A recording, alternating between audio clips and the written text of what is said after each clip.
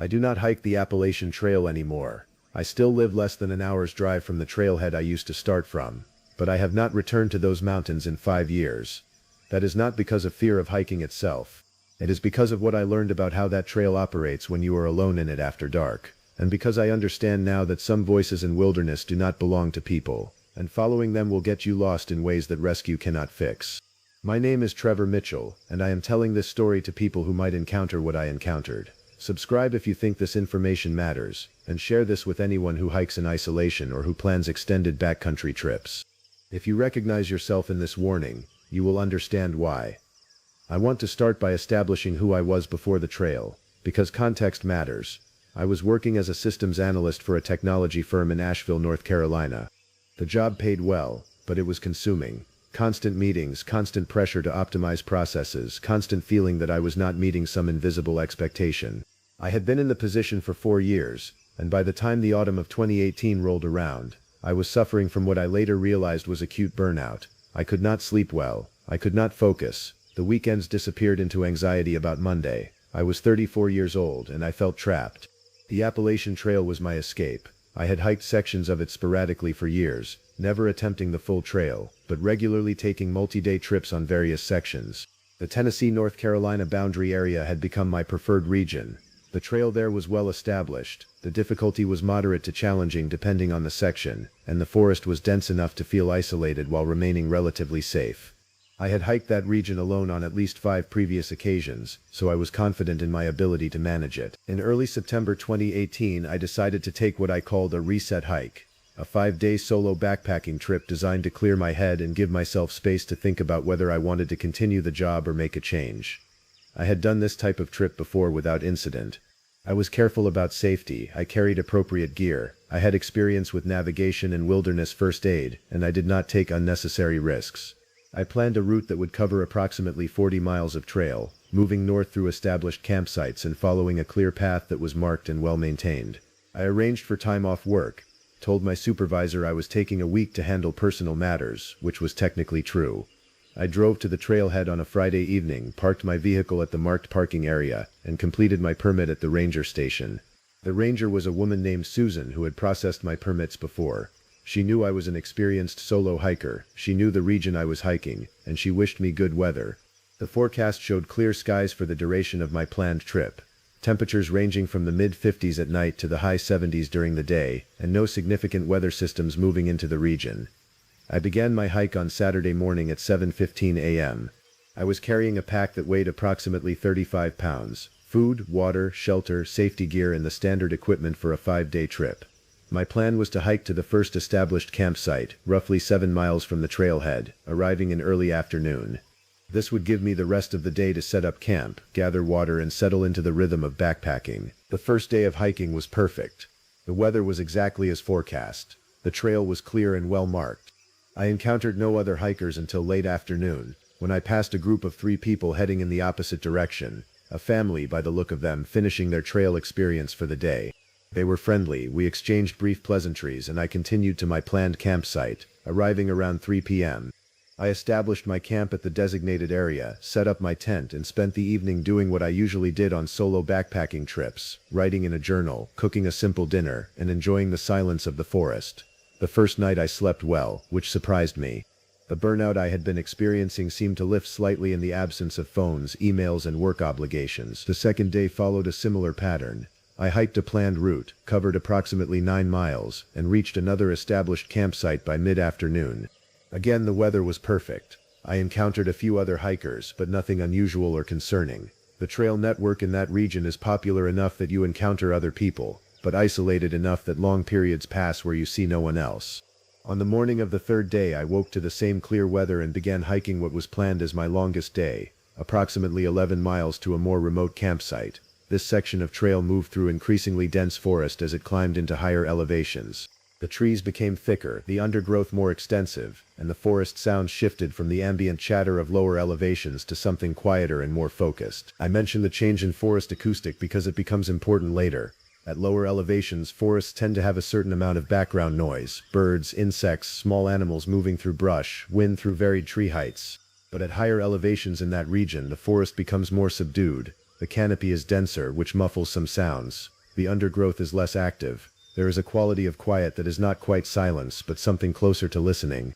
Around mid-morning on the third day, approximately 5 miles into my planned hiking route, I first heard something strange. It was subtle enough that I almost dismissed it. I heard very clearly someone calling a name. The name sounded like Trevor, my name. It was called from somewhere off to my right, in the forest beyond the trail. The voice was distant, maybe 50 to 100 yards away, and it was hard to judge the gender or age of the speaker. The call came once, clearly, and then fell silent. My immediate thought was that there was another hiker somewhere in that area, and they were calling someone in their group. I called back, asking if someone needed help. There was no response. I waited a few moments, listening, but the forest returned to its normal quiet. I reasoned that the other person's group had regrouped or found whoever they were calling, and I continued hiking. I thought about that call only occasionally for the rest of that day's hike. I reached my planned campsite, established my camp, and settled in for the evening. I did not mention it in my journal entry that night, which I note now, because it suggests I did not think it was significant enough to document.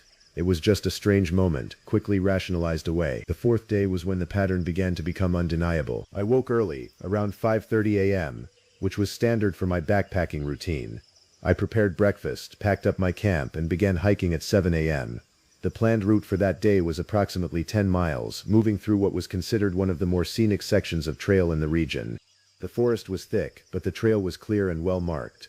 I expected to reach my final planned campsite by mid-afternoon, and then to complete my return to the trailhead the following day. About 2 hours into the hike, approximately 3 miles from my starting point that morning, I heard my name again. This time it was much clearer and seemed closer. Someone called Trevor, firmly and distinctly, from somewhere to my left and ahead of me on the trail. The call was close enough that I could hear it clearly over the forest ambient sounds. I stopped hiking and waited. I called back, asking who was calling and whether they needed help. The forest returned to silence. I waited for several minutes, but there was no response, no movement, no indication of another person. The call had seemed to come from the direction of the trail, as if someone was hiking ahead of me and had turned back to call my name for some reason. But when I resumed hiking and reached the area where the call seemed to originate, I found no one. The trail was empty in both directions. I continued hiking, but now I was actively thinking about what I had heard. I was thinking about the call from the previous day. 2 calls, both clearly enunciating my name, both coming from the forest, both followed by silence when I responded. I considered several explanations. Another hiker or group of hikers might be calling someone whose name happened to be Trevor or something similar. I might be misinterpreting ambient forest sounds, wind through trees, animal calls, the way sound travels in forests. All of these things can create acoustic illusions. I might be more tired or stressed than I realized, and my mind might be interpreting sounds incorrectly, but I want to be precise about what I heard. Both calls were clearly human vocalizations, both clearly enunciated my name. Both came when I was alone on the trail, with no other visible hikers in the area, and I am mentioning this level of detail because it matters to what happened later. I hiked for another 4 hours and reached a scenic overlook where I stopped for lunch. The overlook provided a view of several valleys and ridgelines, and it was a location where I had stopped on previous hikes. The exposure and the view made me feel less enclosed by the forest, and I sat there for about an hour, eating, resting, and trying to process what I was experiencing. I was trying to convince myself that there was nothing unusual happening. I was on a well-traveled hiking trail. Other people were in the area. I had passed a few on the trail that morning. Sounds carry unpredictably in forests. Coincidence is a real phenomenon. There was no reason to believe anything was wrong. These were all reasonable thoughts, and I genuinely wanted to believe them. After lunch, I continued hiking. The trail descended from the overlook and moved back into denser forest. The afternoon light was starting to shift toward evening light, and I was perhaps 6 miles from my planned campsite. I was making good time and expected to reach camp around 4 p.m., which would give me plenty of daylight to set up and settle in. Then around 2 p.m., I heard my name again. This time it was different. The call came from behind me, and it was closer than the previous calls. It was loud enough that I heard it clearly even while hiking. I stopped immediately and turned around. The trail behind me was empty. There was no one visible in either direction. I called back, asking whoever was calling to identify themselves. I said, "Who is there? Can you tell me where you are?" The forest went silent. I waited for a response, but nothing came. After several minutes of waiting and listening, I resumed hiking, but now I was aware of my pulse rate increasing. Something about this third call felt different from the first 2. It felt intentional in a way that was starting to concern me. For the next hour, as I continued toward my planned campsite, I heard the call 2 more times. Both times it came from different directions, once from my right side, once from ahead of me. Both times the forest went silent when I called back. Both times I found no one when I investigated. After the fourth call of that day I stopped investigating. I simply acknowledged that I had heard my name, noted the direction it came from, and continued walking without responding. I need to pause here and explain what was happening in my mind at this point. I was starting to experience a particular kind of anxiety that is different from normal fear. This was not the sudden panic of a dangerous animal or an immediate threat. This was something slower, a growing awareness that something was not normal, combined with a rational inability to explain what I was experiencing. I was a trained hiker. I had wilderness first aid certification. I had experience with solo backpacking. Yet none of that training addressed what was happening to me. I reached my planned campsite at approximately 4:15 p.m. I established camp, set up my tent, and attempted to settle into my evening routine, but I was distracted. I kept listening to the forest sounds, trying to identify which sounds were normal and which might represent the source of the calls I had been hearing. I kept trying to construct rational explanations. I wrote in my journal that evening, documenting the calls and my theories about what they might represent. One theory I wrote down was that another hiker with the same name might be in the area, and that there was coincidental overlap in our presence on the trail. Another theory was that I was experiencing audio pareidolia, the tendency to perceive patterns in random sounds, similar to how people perceive faces in trees or hear words in white noise. These theories were rational, they were plausible, but I did not believe them. As evening turned to night, I stayed close to my tent. I did not take an extended walk to gather additional water or firewood. I did not explore the area. I simply sat in my tent, ate a simple dinner, and attempted to sleep. Sleep did not come easily. I was alert, listening to the forest and trying to convince myself that the calls were benign and explainable. Around 10 p.m., I heard my name called once more. This time it came from very close to my tent. The call was clear and distinct, and it seemed to originate from just beyond the perimeter of my campsite, perhaps 20 feet away. I was not moved by fear at that moment. I was moved by something closer to anger. I exited my tent, turned on my headlamp, and prepared to confront whoever was calling my name. The forest around my campsite was empty. My light illuminated no one. I called out, demanding that whoever was there reveal themselves and explain why they were harassing me. I received no response. I searched the immediate area around my campsite using my headlamp, looking for any sign of a person, disturbed vegetation, footprints, discarded equipment. I found nothing. After approximately 10 minutes of searching, I returned to my tent, sealed myself inside, and remained there until morning. I did not sleep. I remained alert throughout the night, listening to every sound, every rustle, every shift in the ambient forest noise. No further calls came during that night. The 5th day of my planned trip was scheduled to be a short hiking day, only about 8 miles back toward the trailhead. I had planned to reach the trailhead by early afternoon and be back at my vehicle by late afternoon. But as I was packing my camp that morning, I made a decision. I was going to exit the trail early, at the next established access point, which would reduce my hiking distance by approximately 4 miles and would get me off the trail by mid-morning rather than early afternoon. I was not running in panic. I was making a calculated decision based on the information I had. I had experienced something unusual and unexplained. The most prudent course of action was to remove myself from the environment where the unexplained events were occurring, and to resume my normal life where I could think more clearly about what had happened. I hiked out that morning, and I reached the secondary trailhead at approximately 11:30 a.m. I drove my vehicle back to Asheville, and I spent the rest of that day and the following days processing what had happened on the trail. What I want to be precise about now is what changed my interpretation of the events after I left the trail. It was not simply that I was no longer in the environment where the calls had occurred. It was something more specific.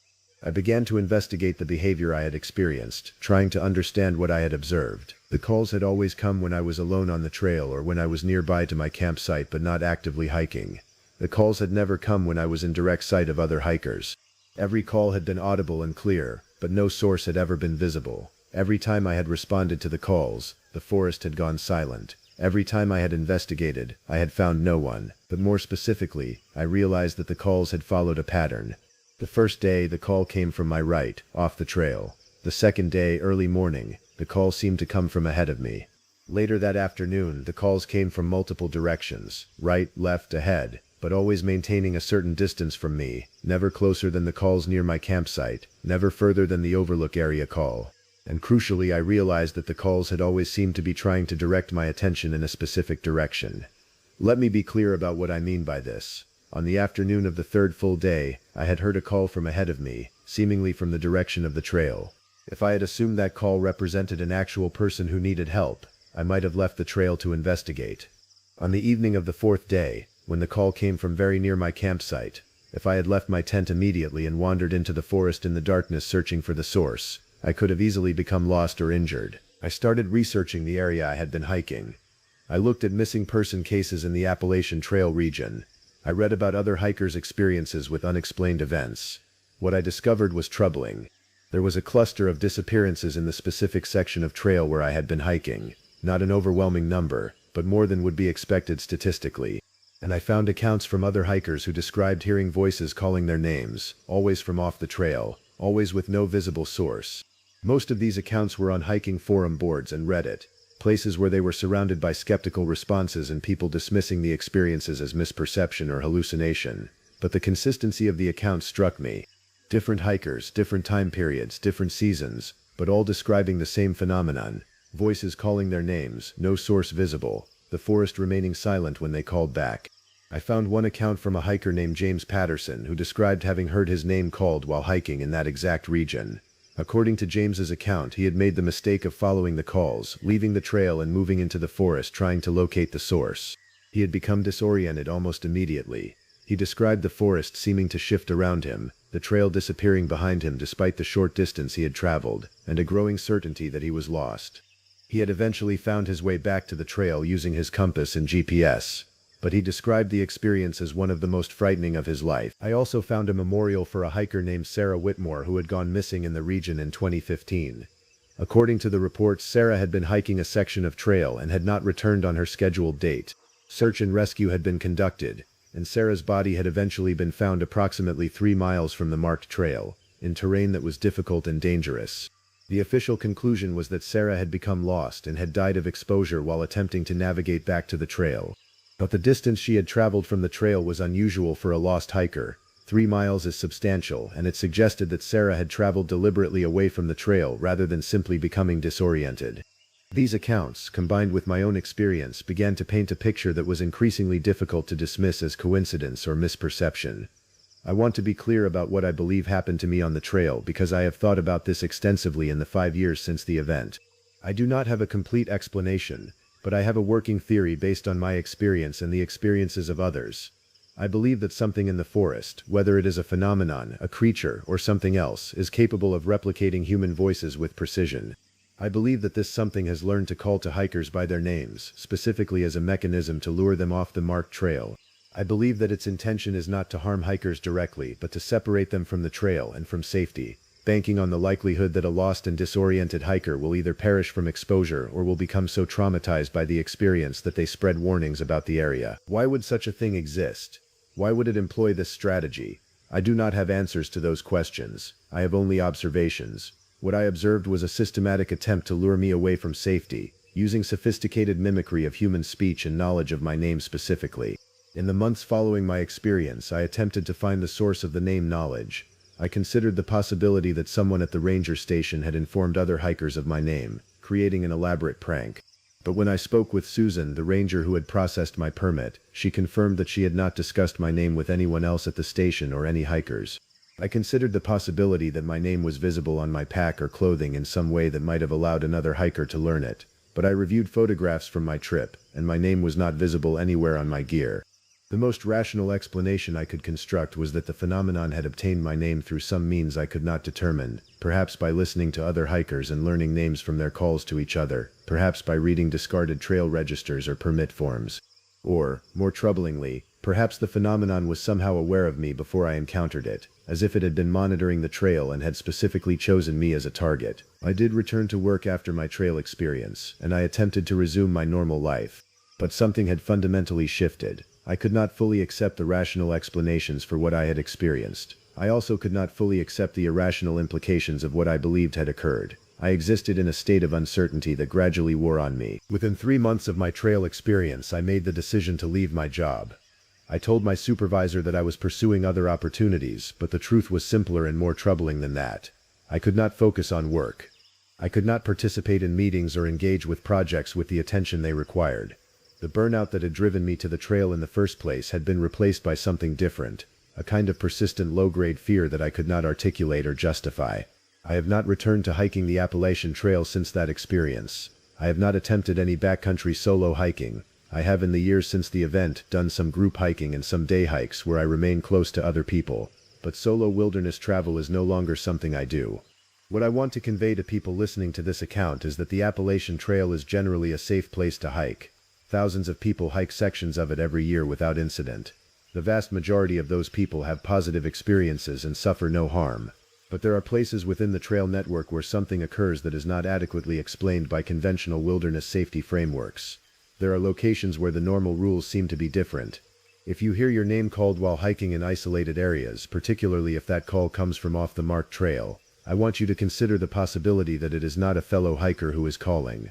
I want you to consider the possibility that it is something else, something that is trying to separate you from the safety of the marked trail. My advice is direct. Do not follow the calls. Do not leave the marked trail to investigate. Do not allow curiosity or a sense of responsibility toward a potentially injured person to override your safety. If you hear your name in a place where it should not be heard, respond verbally if you choose to, but do not move. Do not investigate. Do not deviate from the trail. Continue on the marked path toward your destination or toward an exit point. The full details of my experience on the trail are documented in a longer account that channel members can access if they want deeper information about the specific locations, times, and additional details I have not included here. For the general public account, I think it is important to simply deliver the warning without overwhelming the narrative with every detail. Since leaving my job and my old life, I have become something of an informal researcher into these phenomena. I have collected accounts from other hikers. I have compiled maps showing where encounters like mine have been reported. I have attempted to identify patterns and commonalities. What I have learned is that these experiences are more common than official hiking organizations or trail management agencies acknowledge. People are experiencing things on the trail that they do not have frameworks to understand, so they rationalize the experiences and do not report them officially. But the reports exist, if you know where to look. They exist in forum posts, in Reddit threads, in personal journals that people share with others who have had similar experiences. They exist in a distributed network of accounts that together paint a picture of something systematic and intentional occurring in certain sections of the Appalachian Trail. I still live in North Carolina. I still see the mountains from my home, but I do not return to the trail, and I do not encourage other people to engage in solo wilderness travel in isolation. I have become perhaps more cautious and more fearful than I was before the trail experience. I acknowledge that this might be an overreaction, but I also acknowledge that what I experienced on the trail was real, was not explicable within frameworks I understood, and was intended to separate me from safety. If you recognize yourself in this warning, if you are planning a backcountry trip or if you are already engaged in one, I want you to take seriously the possibility that you might encounter something that does not fit conventional explanations. I want you to have a plan for what you will do if you hear your name called from the forest. I want you to have decided in advance that you will not deviate from the marked trail, that you will not follow a call into the forest, that you will prioritize your safety over potential rescue of someone in distress. Because here is what I know with absolute certainty. If I had left the trail to investigate those calls, if I had allowed curiosity or a sense of responsibility to overcome my caution, I would not be here to tell this story. The phenomenon that was calling my name was not trying to communicate with me or to harm me directly. It was trying to remove me from the one thing that was keeping me safe, the marked trail and the network of other hikers that proximity to the trail provides. 5 years after my experience, I still think about those calls. I still hear them sometimes, in quiet moments, as if my brain is replaying the memory with perfect fidelity. I still wonder what would have happened if I had made different decisions on that 4th day. And I still believe that if you hear your name on the Appalachian Trail, you should run, back toward the marked trail, toward other people, toward safety, toward civilization. There is a section of the Coconino National Forest in Arizona that has been officially closed to the public for 16 years. The closure has no posted reason. There is no environmental damage claim, no wildlife protection zone declaration, no construction or research project listed on any accessible government database. The Forest Service simply installed barriers, erected warning signs, and instructed rangers to turn back anyone who attempted access. My name is James Corrigan, and I am a former Forest Service ranger who worked that region for 9 years. I am telling this story now because the official explanation for that closure does not match what I discovered while investigating it, and because I believe people deserve to understand what the government deemed dangerous enough to hide completely rather than admit. If you work in a field where you are expected to follow procedures without asking questions, or if you have ever trusted that official warnings were made for reasons they actually acknowledged, listen carefully and share this with someone who also wonders what governments choose to conceal. Subscribe and stay with me through this. I want to start by establishing my credibility. I joined the United States Forest Service in 2001, right after graduating from Arizona State with a degree in forestry. I was assigned to the Flagstaff region, which includes portions of the Coconino National Forest, an area of roughly 1.85 million acres in north-central Arizona. My primary responsibilities involved trail maintenance, fire prevention, visitor management, and resource protection. I worked that region consistently for 9 years, which means I knew the terrain and its patterns better than most people alive. I had hiked nearly every established trail multiple times, could navigate by memory in sections where maps were insufficient, understood the weather patterns across different elevations, and knew the regulatory systems that govern public access. The forest itself is distinctive. The Coconino rises from around 6,000 feet in the lower elevations to above 8,000 feet in the higher zones, creating distinct temperature and precipitation gradients. In the mid-2000s, most of the forest was open to public access through developed trails, dispersed camping areas, and established routes. The popular sections, those within an hour of Flagstaff, received significant foot traffic. But the deeper interior sections, particularly the eastern regions near the Magellan Rim, saw fewer visitors because access required longer drives and often involved less scenic destinations. In 2006, I had no particular reason to suspect that any section of the forest would be permanently closed. We managed fire risk, maintained trails, and processed permits. The work was routine, professional, and predictable. That stability changed in late February 2006 when I received a directive from my supervisor, a man named Richard Hartley who had been with the service for 22 years. The directive was unusual because it was delivered verbally with an instruction not to document it formally. Hartley called me into his office at the district ranger station and told me that certain routes in the eastern section were being considered for temporary access restrictions due to geological instability. He provided me with a map that had a specific zone outlined in red. The zone encompassed roughly 40 square miles of interior forest, primarily in a drainage basin east of the main ridge system. Hartley told me that rangers were to inform any hikers attempting to access that zone that it was closed due to geological concerns and that new regulations would be formally posted within 60 days. He emphasized that I should not speculate about the reasons for the closure or discuss details beyond the bare fact that the area was restricted for safety concerns. He also told me that once the formal closure was implemented, enforcement would be the responsibility of law enforcement rangers, not rangers like me who focused on resource management. What struck me about this conversation was not the closure itself. Temporary restrictions happened, but rather the instruction to withhold the actual reasoning and the suggestion that I should not ask questions about it. Forest Service closures were normally published with detailed reasoning.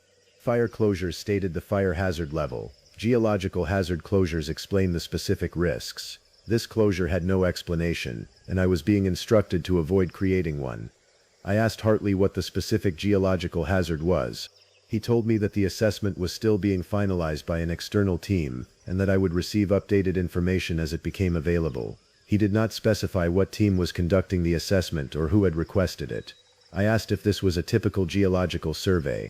He said it was connected to ongoing research and that further details were confidential. Then he asked me if I had any additional questions, in a tone that made clear that asking any was not welcome. I did not ask anything else. I took the map, accepted the directive, and returned to my regular duties. The formal closure was posted 43 days later. Wooden barriers were installed at the primary access points to the restricted zone. Official signs were erected stating area closed, geological hazard, no public entry. The signs did not specify the hazard. They simply warned that entry was prohibited and that violators would be cited. No additional material was provided to rangers explaining the specific danger or what hikers should avoid. We were simply instructed to enforce the boundary. For the first 6 months, the closure seemed straightforward. The public generally accepted the restriction. Hikers adapted routes, and most people simply avoided the area. My work continued as normal. I maintained trails in the open sections, responded to visitor inquiries, and occasionally encountered hikers who tried to negotiate around the barriers. My standard response was to explain that the area was closed due to geological hazard, and that access was not permitted. Most people accepted this without pressing for details. The strangeness began in late August 2006, when I was reassigned to work with the law enforcement ranger team. My supervisor told me that I was being temporarily assigned to help monitor the restricted zone, ensuring that no one attempted unauthorized access. I was given a vehicle, a radio, and a schedule that required me to patrol the boundary once every 3 days. The assignment was unusual. Resource management rangers did not typically do enforcement work, but I did not object. I was curious about the restriction myself, and patrol work seemed like a reasonable way to gather more information. The restricted zone had multiple boundaries, not just one. The perimeter ran roughly 40 miles when accounting for all access points. My patrol assignment focused on the most accessible sections, the areas where hikers were most likely to attempt entry. These included 3 primary trailheads and several secondary access routes that led to the restricted zone. During my first patrol in late August, I noticed something that would have seemed inconsequential except for the context. At one of the primary access points, there was a newly installed camera mounted on a utility pole approximately 40 feet from the barrier. The camera was professional grade, weather sealed, and clearly part of a monitoring system. There was no official documentation about it, no notice to the public that the area was under surveillance, and no explanation of its purpose. When I asked my supervisor about it, he told me that it was part of a security measure and that I should not discuss it with anyone. Security measure implied potential theft or unauthorized equipment. That did not match a geological hazard rationale. Geological hazards do not require surveillance cameras. I began keeping a personal log of my observations during the patrols, not for any official reason, but because the inconsistencies were accumulating. I noted the camera installation. I noted that the restricted zone seemed to receive regular visitation despite being closed. I observed fresh disturbed ground, what appeared to be vehicle tracks and occasional cleared vegetation that suggested movement within the zone. I documented the locations where I saw these signs. Most of this activity seemed to be concentrated in the central part of the restricted zone, away from the public-facing boundaries. In October 2006, I was conducting a routine patrol near the eastern boundary when I encountered something that demanded explanation. There was a new structure partially visible from the access road, a metal framework roughly 20 feet tall, with equipment mounted on top. It had been erected within the restricted zone, but it was positioned close enough to the boundary that I could see it clearly. The equipment looked like it might be communications related, perhaps a relay tower or antenna array. Again, there was no official documentation about this structure. When I reported it to my supervisor, I received the same response. It was part of ongoing research, details were confidential, and I should document what I saw but not discuss it. This was the moment my trust in the official explanation began to genuinely fracture. Geological hazards do not require surveillance cameras and communications towers. Research projects, by contrast, would need infrastructure. But if this was research, why was it being concealed from the public? Why was it being concealed from rangers like me? I decided to attempt to gather more information. I began researching the restricted zone on my own time, reviewing historical maps, looking for any public records that might explain what was in that area. What I found was a history of very little significance. The area had been part of the public forest for decades. It was designated as part of the Coconino National Forest in the 1890s. There were old logging roads that suggested timber operations had occurred in earlier decades, but nothing that seemed extraordinary. No previous scientific research was documented. No significant environmental incidents were recorded. The area was simply a remote, relatively undisturbed section of forest that had always been considered suitable for public access. I also began checking the incident reports and ranger logs from years prior, looking for any documented issue that might have prompted the sudden closure. I found nothing. There were no reports of structural collapses, geological surveys, landslides, or natural hazards in that zone during the preceding 5 years. The closure had appeared without warning and without any obvious trigger. By November 2006, I was sufficiently concerned about the inconsistencies that I decided to violate my assignment and directly investigate the restricted zone. I did this off the record, on my own time, using personal gear rather than Forest Service equipment. I did not tell my supervisor. I did not file a patrol report. I simply took a day off, drove to a public parking area adjacent to the forest, and hiked toward the restricted zone with the intention of seeing for myself what was actually there.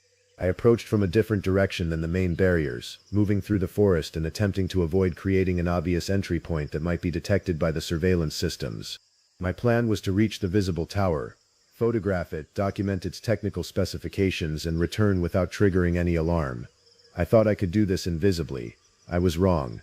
I had moved maybe 3 miles into the restricted zone when I encountered a person. He was an older man, probably in his 60s, wearing a uniform that looked similar to a Forest Service Ranger uniform but which I immediately recognized as not quite correct. The uniform had the right colors, but the patches were slightly different. The insignia did not match standard Forest Service issue. Most critically, the person was carrying a weapon, a sidearm in a holster, which rangers did not do unless they were specifically law enforcement certified. I had not noticed anyone in my assigned patrol team carrying a weapon. "You are in a restricted area," the man said. His tone was not aggressive, but it was firm and authoritative. I explained that I was a Forest Service ranger, gave him my name and ranger number, and asked for identification. He told me his name was Thomas Kirby, and he identified himself as a security officer for a research project operating in the zone. He said that my presence was a violation of protocol and that he needed to file a report about the encounter. He did not provide official identification, though he claimed to be operating under authorization from the Forest Service. I asked what research project he was referring to, and he told me that information was classified and that I did not have authorization to be in this zone. That was when I made a decision that had significant consequences. I told Kirby that I was a Forest Service ranger, that I had the authority to access and investigate any area of the National Forest, and that I intended to continue my inspection. I also told him that if he was operating any kind of research or security operation on federal land, I had the right to know who he worked for and what the activity entailed. Kirby's response was very controlled. He told me that he understood my position, that he would file a report about the encounter, and that I should expect to hear from my supervisor about access restrictions on my role. He did not attempt to physically stop me. He did not escalate. He simply made it clear that my action had been noted and would have consequences. Then he walked away, moving deeper into the forest in the direction from which he had come. I stood there for a moment, considering whether I should continue into the restricted zone or retreat. I decided to return to my vehicle. Kirby's controlled response suggested that attempting to proceed further would not be productive. More importantly, the interaction itself had confirmed something significant. There was an armed security presence in the restricted zone. The security force had authorization that superseded standard Forest Service authority, and that force was monitoring the boundary for intrusions. When I returned to the ranger station the next day, my supervisor was waiting. Hartley told me that there had been a report filed about my unauthorized entry into the restricted zone. He told me that I was being reassigned away from patrol duties immediately, that my temporary law enforcement assignment was terminated, and that I was not to attempt entry into the restricted zone again under any circumstances. He also told me that any further unauthorized access would result in formal disciplinary action, potentially including termination. I asked him directly who Kirby worked for and what research was actually being conducted in that zone. Hartley told me that information was above his clearance level, that I should not pursue the question, and that continuing to ask would only make my situation worse. Then he told me something that I have remembered every day since. He said, "There are things in this forest that people are not meant to understand. You have a career ahead of you. Use better judgment about what you investigate." That statement, delivered with genuine concern rather than threat, altered my approach to the entire situation. I recognized that Hartley was trying to warn me, that there was something significant enough that the normal chain of command had been bypassed, and that pushing further would cost me my career. I decided to stop investigating the restricted zone and to continue my work in the open sections of the forest, but I did not forget what I had discovered. Over the next years, I continued to observe the restricted zone as much as my assignment allowed. I noted that the surveillance and infrastructure within the zone seemed to expand. Additional equipment was installed. The activity level appeared to increase, particularly during certain seasons, and the official explanation never changed. It remained geological hazard, without elaboration or update, even as years passed and no public advisory was issued. No research findings were published, and no remediation of the alleged hazard was attempted. By 2010, I had begun to suspect that the closure was not about geological hazard at all. It was about containing or concealing something. Whether that something was a security threat, a research activity, or something else entirely, I could not determine.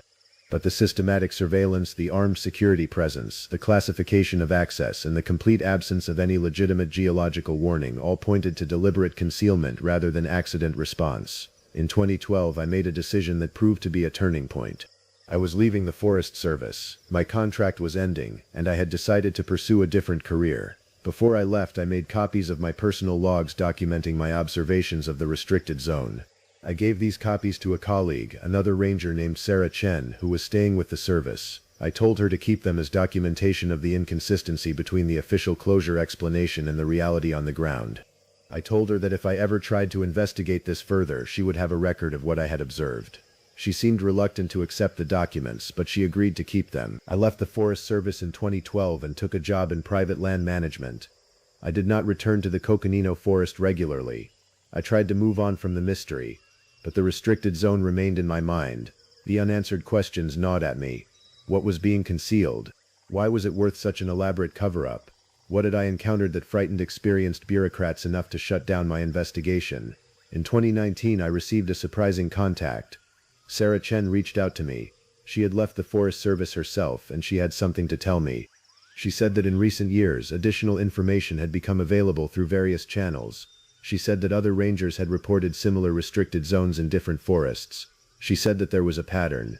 And she said that she had been contacted by someone else, a journalist who was investigating these closures and wanted to speak with people who had direct experience with them. I agreed to speak with the journalist. His name was Marcus Webb. He worked for a digital news outlet that focused on government accountability. Webb had been investigating undisclosed government activities on public land for several years, and he had identified what appeared to be a coordinated effort to restrict access to specific zones across multiple national forests in the western United States. The restrictions all shared similar characteristics. They had been implemented rapidly without public explanation. They continued indefinitely without any update to the reasoning. They involved surveillance infrastructure that was not disclosed to the public, and they seemed to be coordinated through channels that bypassed normal Forest Service administration. Webb was particularly interested in the Coconino Forest closure because it was one of the oldest and most established. He wanted to know what I had experienced, what I had observed, and whether I was willing to go on record with my observations. He also indicated that he had received information from other sources that might explain why the zone had been closed. But he wanted to verify the information through multiple perspectives. I agreed to help. I met with Webb in person and provided him with my documentation. I gave him the details of my encounter with Kirby. I described the surveillance infrastructure and the armed security presence. I explained the absence of any legitimate geological hazard explanation and the clear evidence that something had been deliberately concealed. I also provided him with contact information for Sarah Chen and suggested he speak with other rangers who might have experienced similar situations. Webb conducted his investigation over the following months. What he eventually reported was remarkable. According to his research, the Coconino Forest closure and similar closures at other national forests were related to discovery of unusual geological structures that did not match conventional explanations for their formation. Webb's report suggested that the government had encountered evidence of these structures, had deemed the evidence sensitive enough to warrant concealment, and had implemented the closure and surveillance systems to prevent unauthorized investigation. The structures themselves, according to Webb's sources, were not natural formations, though they existed within natural geological contexts. They appeared to be technological or manufactured in nature, which raised immediate questions about their origin and purpose. The government had not publicly acknowledged their existence, and the reason for the concealment appeared to be uncertainty about how to explain them without triggering public panic or extensive investigation by outside parties. Webb's report was published in 2020. It received significant attention in alternative media circles but was generally dismissed by mainstream sources. The Forest Service issued a response stating that the closures were indeed related to geological hazards, specifically areas of unstable ground and subsurface voids that posed risks to public safety. The response did not address the specific questions Webb had raised about the technological structures. The government simply reiterated its previous explanation without elaboration. The official response left open the possibility that Webb's information was incorrect. But it also left open the possibility that the government had conducted damage control without actually addressing the underlying mystery. After the publication of Webb's report, the surveillance in the restricted zones appeared to increase, and enforcement of the access restrictions became more aggressive. Since leaving the Forest Service, I have had time to reflect on my experience and to consider what it means. I encountered evidence that the government had discovered something on public land that it deemed significant enough to conceal. I was prevented from investigating that discovery. I was warned away from pursuing the question, and official explanations have remained deliberately vague. I want to be clear about what I believe actually occurred. I believe that the restricted zone, and similar zones in other forests, contained evidence of something that the government could not adequately explain through conventional channels. Whether that was advanced technology, geological anomalies, or something else, I cannot determine from my experience alone. But the magnitude of the response, the level of concealment, and the coordination across multiple agencies all suggest that whatever was discovered was deemed classified or sensitive enough to justify restricting public access and maintaining active surveillance. What troubles me most is that this approach, concealment rather than transparency, undermines public trust. If the government had simply published detailed geological reports about the hazards in that zone, we would have a coherent explanation. Instead, the continued absence of explanation creates suspicion and encourages speculation. It also prevents the public from making informed decisions about access to their own public lands. I have maintained contact with Sarah Chen and Marcus Webb. We occasionally discuss developments related to the closures and whether any new information has emerged. To date, the government has not provided any additional explanation. The restricted zones remain closed, the surveillance infrastructure remains in place, and the reasons given have not changed. There are additional details that I cannot include in a public account like this one. Webb and I have discussed certain information that seemed too speculative or unverified to present as established fact.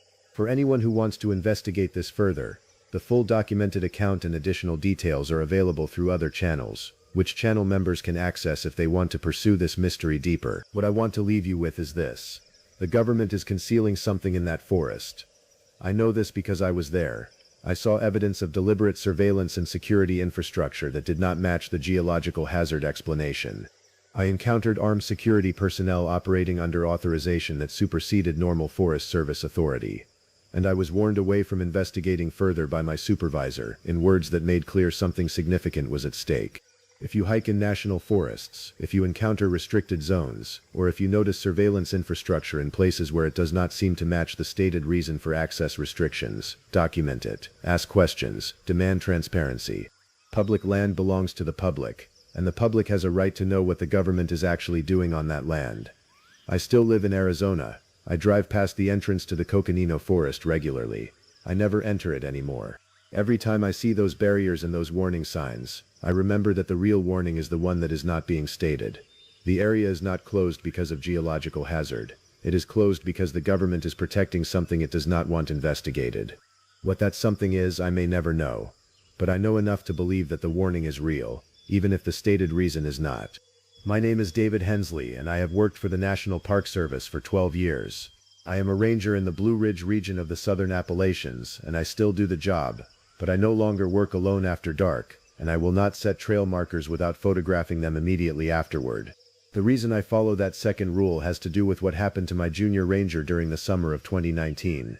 I am telling this story now because the official report closed the incident as administrative error, and I want it documented differently. I also want any other ranger or park employee working in isolated mountain regions to know what pattern recognition can actually mean in the field. If you spend time with these kinds of stories, the ones that make you question what happened in a place you thought was familiar, I want you to stay with me through this. Subscribe and share this with someone else who understands that some locations change in ways that maps cannot capture. I will start by telling you about what my job actually entails, because the mundane details matter. At the time, I had been with the Park Service for 12 years, posted to the same park for the last 7. I was not a full ranger with federal authority. I was a seasonal ranger, meaning my position was guaranteed but my hours fluctuated with the calendar and the park's budget. During the main season, from May through October, I worked 5 days a week, usually split between ranger station duties, trail maintenance, visitor management, and occasional backcountry patrol. I knew the park's managed territory better than almost anyone on staff. I had hiked every maintained trail multiple times, knew their conditions by season, understood their drainage patterns, and could identify their problems from photographs. The summer of 2019 was when I first brought in Marcus Webb as a junior ranger. Marcus was 23, fresh from a related degree program, confident, eager to learn, and from his perspective at that age, probably too comfortable dismissing the warnings that older rangers gave about being cautious alone in the backcountry. My brother had been a ranger once. He left the job after 12 years, right around the time that our father died.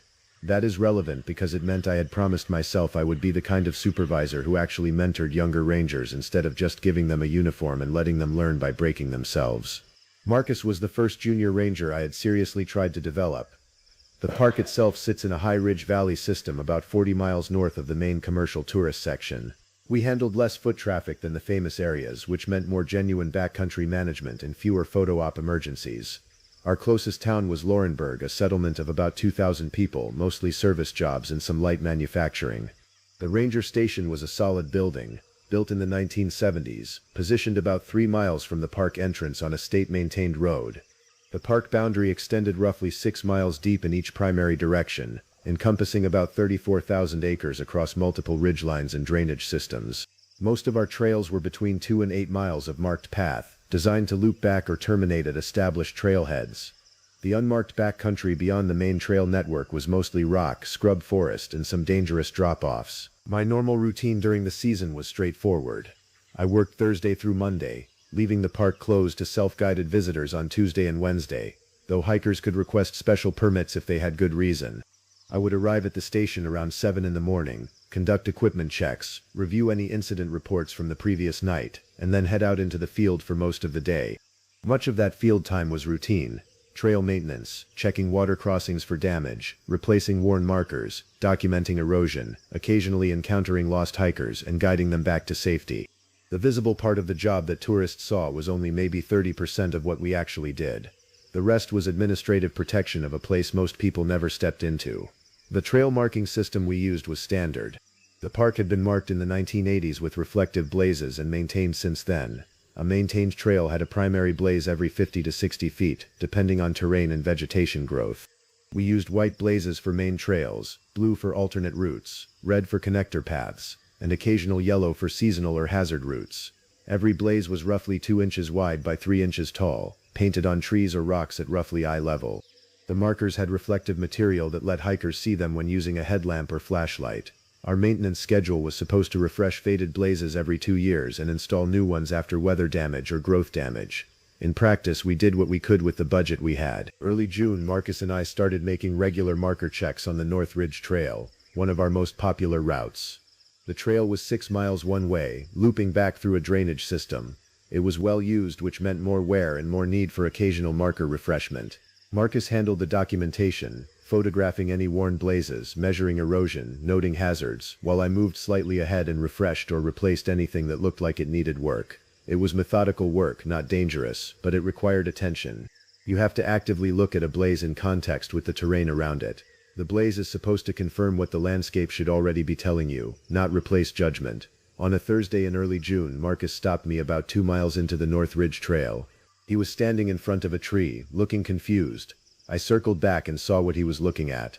There was a white primary trail blaze on a massive red oak, but it was not one of our blazes. I could tell immediately by the paint quality and the shape. Ours were painted straight onto the bark with a standard 2-inch by 3-inch template. This one was slightly narrower and had been done freehand, with slightly sloppier edges. The reflective material was different too. Older, maybe 8 years old, based on the kind of reflector tape visible. But here was the problem. The blaze was pointing along a direction that diverged maybe 30 degrees from where the actual trail should go. It was pointing toward denser forest and away from the natural drainage we were supposed to be following. My immediate thought was that someone had painted an old blaze incorrectly, maybe during one of the earlier seasons when we had funding issues or volunteer problems. We had occasional well-meaning volunteers who tried to help but sometimes misread maps or painted in the wrong spot. I photographed it, marked the location on my GPS, and we removed the blaze. I scraped the paint off, documented the removal, and we continued. I mentioned to Marcus that this was why you cannot trust a single marker. You have to know the terrain, understand the drainage, and verify your bearings independently. The blaze confirms, the landscape guides. The second occurrence happened 3 weeks later, on a different trail. Marcus and I were maintaining the East Loop, a shorter 4-mile circuit on the park's eastern boundary. About a mile in, there was a prominent ridge transition. The trail crossed a saddle between 2 ridge lines before dropping into a drainage that led back to the trailhead. The transition point had several markers because it was critical for navigation, easy to get turned around in the saddle area during low visibility. We found a blue alternate route marker that should not have existed. Our records showed no blue mark at that location. The marker was pointing away from the main trail, angling toward a drainage system that was not part of any mapped route. Again, the blaze was not ours. The paint was older, the reflector tape was a different kind, and it was positioned in a way that would actively mislead someone. Marcus was starting to notice the pattern, even before I had fully acknowledged it. "Someone is putting in fake markers," he said, standing in front of the impossible blue blaze. I told him not to jump to conclusions. We removed the blaze, documented it, and moved on. But in my mind, I was already moving past the volunteer mistake theory. Volunteers did not consistently place incorrect markers on specific types of trails. This was deliberate. For the next 2 weeks, I found 3 more unauthorized markers. They appeared on different trails, all pointing in slightly different directions, but all angling toward what I eventually recognized as the same general area. a section of backcountry drainage roughly northwest of our station, in territory that had no maintained trail, no water treatment and no reason for a casual hiker to venture into. It was an old mining spur area, from the pre-park days, and it was dangerous, unstable ground, old equipment, deep cuts. We kept that area unmarked deliberately because we did not want tourists wandering into terrain where a misstep could cause serious injury. At the pattern lock moment, I was alone. It was a Thursday, late afternoon, and I was finishing a solo maintenance run on the western boundary trail. I had found 2 more unauthorized markers that day. Both were pointing the same direction as the previous 5. My GPS data showed me that all 7 anomalous markers, if followed, would guide a hiker incrementally toward the same zone, the old mining drainage area. I stopped on a ridge overlook, pulled out my field log, and realized something that made me sit down on a rock. Unauthorized markers do not move. They do not appear in a coordinated pattern. They do not form a navigation system. But someone had placed 7 deliberately deceptive markers across 3 different trails, all angling toward a single restricted area, all installed at intervals that would guide someone in that direction across multiple miles.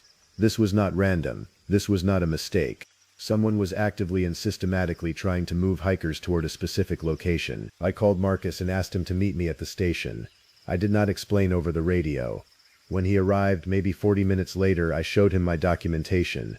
I had photographs of all 7 markers, GPS coordinates, and a map with lines drawn through each one showing their trajectory. The center point was the restricted mining area. "Someone is luring people there," Marcus said. He said it very calmly, which impressed me.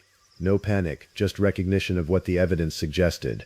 "Possibly," I said, "or testing something, or they want people to get lost, or something else." We decided to report it to the park superintendent the next day. That decision turned out to matter later. The superintendent was a woman named Carla Patterson, who had been with the park for 8 years. She was competent, careful, and not the type to ignore a potential safety issue. I brought her the documentation, showed her the GPS trajectories, and explained the pattern. She listened carefully, made copies of the photographs, and then asked me where I thought the markers were coming from. I said I did not know. She asked if I thought they were recent or old. I said the reflector material suggested they were at least 5 to 8 years old, possibly longer. She said that was interesting, and then she told me something that changed the situation. The park had faced an incident roughly 9 years prior, before my time there. A group of hikers had gone missing during a weekend trip. All 4 of them vanished. Search and rescue had spent nearly a month looking. They found the group eventually, alive but disoriented, huddled near an old mining pit about 2 miles into the backcountry from where they had last been reported. The hikers claimed they had been following marked trails but kept getting lost, kept thinking they were heading toward exits that did not exist. They had been found because rescue picked up their whistle calls by accident. After that incident, the park had conducted a full trail audit.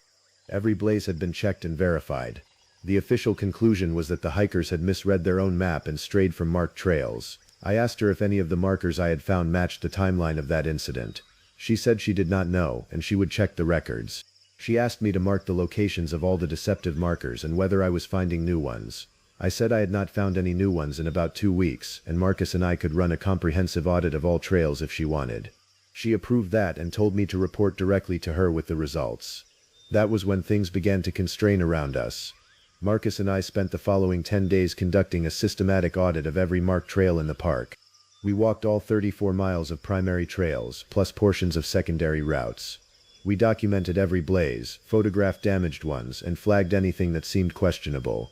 We did not find any additional unauthorized markers. The 7 we had already documented seemed to be all of them. But while we were conducting this audit, I noticed something else that probably should have alarmed me earlier. Marcus had begun to manifest stress symptoms. He was less enthusiastic. He slept poorly. When we were in the field, he was hypervigilant. On our 4th day of the audit, he brought up the missing hikers incident. He asked if I thought something had happened to them that the official report had not covered. I told him the official report said they were lost due to navigation error. He said okay, but his expression suggested he did not believe that. On the 6th day of the audit, Marcus did not show up for his shift. He called in sick. I checked on him. He was at his apartment, genuinely ill, running a low fever. He said he had not been feeling well for a few days. I told him to rest and that I would handle the remaining audit work. He seemed relieved. I remember that specifically. The relief visible when he realized he would not have to spend another day in the backcountry. I finished the audit alone over the next 3 days. The routine was consistent. Start at the trailhead, follow the marked path, document, mark questionable areas, move to the next trail. It was boring work, methodical, the kind of job that lets your mind drift, and my mind kept returning to those 7 markers. The thing about trail markers is that they are extremely visible once you are looking for them. Someone would have needed to access the trails multiple times to install 7 markers across 3 different routes. Our trails receive maybe 50 to 100 hikers per week during the season. Someone would have had to work at night or during the off-season when the park saw minimal traffic. The paint on the markers suggested they were multiple years old, which meant this project had been active for years before I had noticed it. I found myself thinking about visibility. How many hikers had followed those markers? Had they reached the mining area? Had they gotten lost? Had any of them been among the 4 hikers who went missing 9 years ago? On my last day of the solo audit, I was finishing up the western trails. I had reached the ridge overlook where I had first connected all the marker evidence, the place where I had recognized the pattern. I was alone. It was late afternoon. The sun was hitting the western ridges at a low angle, creating long shadows through the trees. I pulled out my GPS to log the final waypoint, and noticed something unusual. My GPS was not showing my exact location correctly. The device was placing me about 60 feet southeast of where I actually stood. That is not impossible. GPS error can happen, especially under heavy tree cover, but 60 feet is significant. More than that, when I walked a few steps in different directions, the GPS error moved with me, remaining roughly consistent. It was not a simple triangulation error from my position. It was that the device itself was registering a location offset from reality. I checked the coordinates again. The offset was systematic. It was shifting my recorded position slightly to the southeast, consistently, regardless of where I physically stood. I had never experienced that before. I opened the GPS logs to check if there was an error in the device, and that was when I noticed something in the data itself. The park's trail network was receiving GPS corrections from a local tower system, something I had never been explicitly aware of. Those corrections were civilian grade, not military, so the accuracy should have been within about 5 meters. But looking at the logs, I could see that corrections were being applied, and the correction vectors were not standard triangulation patterns. They were systematically shifting all recorded positions within a specific area slightly to the southeast, exactly where that mining drainage zone sat. I sat on that rock for a long time, just absorbing what that meant. Someone had not just placed deceptive trail markers. Someone had also compromised the GPS correction system that hikers relied on for their mobile devices. If you were hiking with a GPS-enabled device and relying on the app's map and position data, your device would systematically place you slightly southeast of your actual location. The error would be small, maybe 100 feet in heavy tree cover, but it would be consistent. It would nudge you in a direction. It would make you think you were somewhere you were not. Combined with the deceptive trail markers, someone had created a layered navigation system specifically designed to guide people toward one location, the old mining area. It was not something that would catch everyone. Most hikers using paper maps would not be affected. Hikers who checked their bearings regularly would eventually notice something was wrong. But casual hikers, families with children who trusted their phones, people who were not paying close attention, they would follow the subtle cues and end up lost, possibly dangerously lost, in restricted terrain. I called the superintendent that evening and reported what I had found regarding the GPS correction system. Her silence on the phone was notable. Finally, she said she would look into the technical aspects and that I should come to her office early the next morning. That was my mistake. I should have gone home and told her that I was concerned for my safety. I should have insisted on having another person present for the conversation. I should have documented everything in written form before the meeting. Instead, I went to her office at 8 in the morning, sat across from her desk, and was told that the GPS system was not compromised. She had forwarded my concern to the park's technical staff, she said. They had reviewed the correction logs. The offset I had noticed was within standard parameters and was actually calibrated that way intentionally. The park's mobile app was designed to provide a slight margin of safety error, shifting recorded positions slightly away from terrain features that could be dangerous. It was a feature, not a bug. The decision had been made by a previous superintendent based on advice from a GPS specialist. I told her that if the offset was intentional, it should have been disclosed to rangers conducting field work. She said it had been included in the system documentation. I said I had never seen that documentation. She said I should have read the full technical manual. I did not argue further. It was clearly a moment where pushing would be perceived as confrontational or insubordinate. But sitting in that office, I was very aware that she had just explained away a piece of evidence that I was certain was not innocent. The offset direction was not random. The offset was not meant to keep hikers away from dangerous terrain. The offset was meant to guide them toward one specific area. Carla knew that, I thought, or she suspected it. and had been told not to look into it further. After that meeting, the environment changed. The superintendent was no longer responsive to my routine reports. She did not call me in for the regular check-in we had scheduled. Instead, I received an official memo stating that all unmarked trail work would require supervisor approval before commencing, and that all field rangers should refrain from discussing park operations or concerns on park radio equipment. That last part was significant. It meant I could not communicate routine findings to other rangers while in the field. It meant that if I encountered something unusual, I would have to leave the park to report it, or wait until I returned to the station. It was a communication control measure, and it felt strategic. I discussed this with Marcus when he returned to work a few days later. He was better physically, but something about him had shifted. He was more cautious. I told him about the GPS system explanation and the superintendent's new directive. He listened, and then he told me that while he was homesick, he had gone back to the park independently, and had taken a closer look at the mining area. He had stood at the boundary, the edge of the marked trail area, looking into the restricted backcountry, and he had seen evidence of recent human activity. Disturbed earth, broken branches, something that looked like a cleared path heading into the mining drainage zone. He said he did not actually enter the area because the ground was unstable, but he had seen enough to know that the trails and the GPS system were not the only things directing people toward that zone. Something was happening there. I asked him if he wanted to leave the park. I meant it as a genuine question. This was not the job he had signed up for, and something was happening that was larger than either of us. He considered it, and then he said no. He said he wanted to finish this season and understand what was actually occurring. That decision, made by a young man who was probably frightened but was trying to do his job, determined what happened next. Marcus and I continued routine work for the rest of June and into July. We maintained trails, repaired markers, managed visitor contact. But we were also quietly documenting things. On July 15th, we both took an unscheduled day off and hiked into the mining area privately, off the record. We knew this was violating protocol. We did it anyway. The old mining spurs in that zone dated to the early 1900s. The terrain was dramatically scarred. Multiple levels of cuts ran through the drainage, old equipment rusted in place, some structural remains of temporary mining buildings. It was genuinely dangerous terrain. Unstable ground, deep cuts, old metal with sharp edges. A hiker following deceptive markers or a GPS offset into this area could be seriously injured. But that was not what caught our attention. What we found was a structure, a canvas-covered frame, partially hidden in the dense undergrowth, positioned on one of the high points overlooking the drainage. Equipment was inside. We did not touch anything, but we could see what looked like a camera and some kind of antenna. Someone had built an observation post in the restricted mining area and had equipped it to monitor traffic moving through the drainage. We photographed it from a distance, documented its position with our personal GPS devices, and left. We did not report it to the superintendent. We did not follow protocol. We knew by then that protocol was not going to protect us or uncover what was happening. That night, back at Marcus's apartment, we made a plan. We would gather all documentation, including our photographs of the observation structure, and we would contact someone outside the park. I had a contact at the Regional Park Service office, a former colleague who had moved into an administrative position. I called her the next day and requested an unofficial meeting.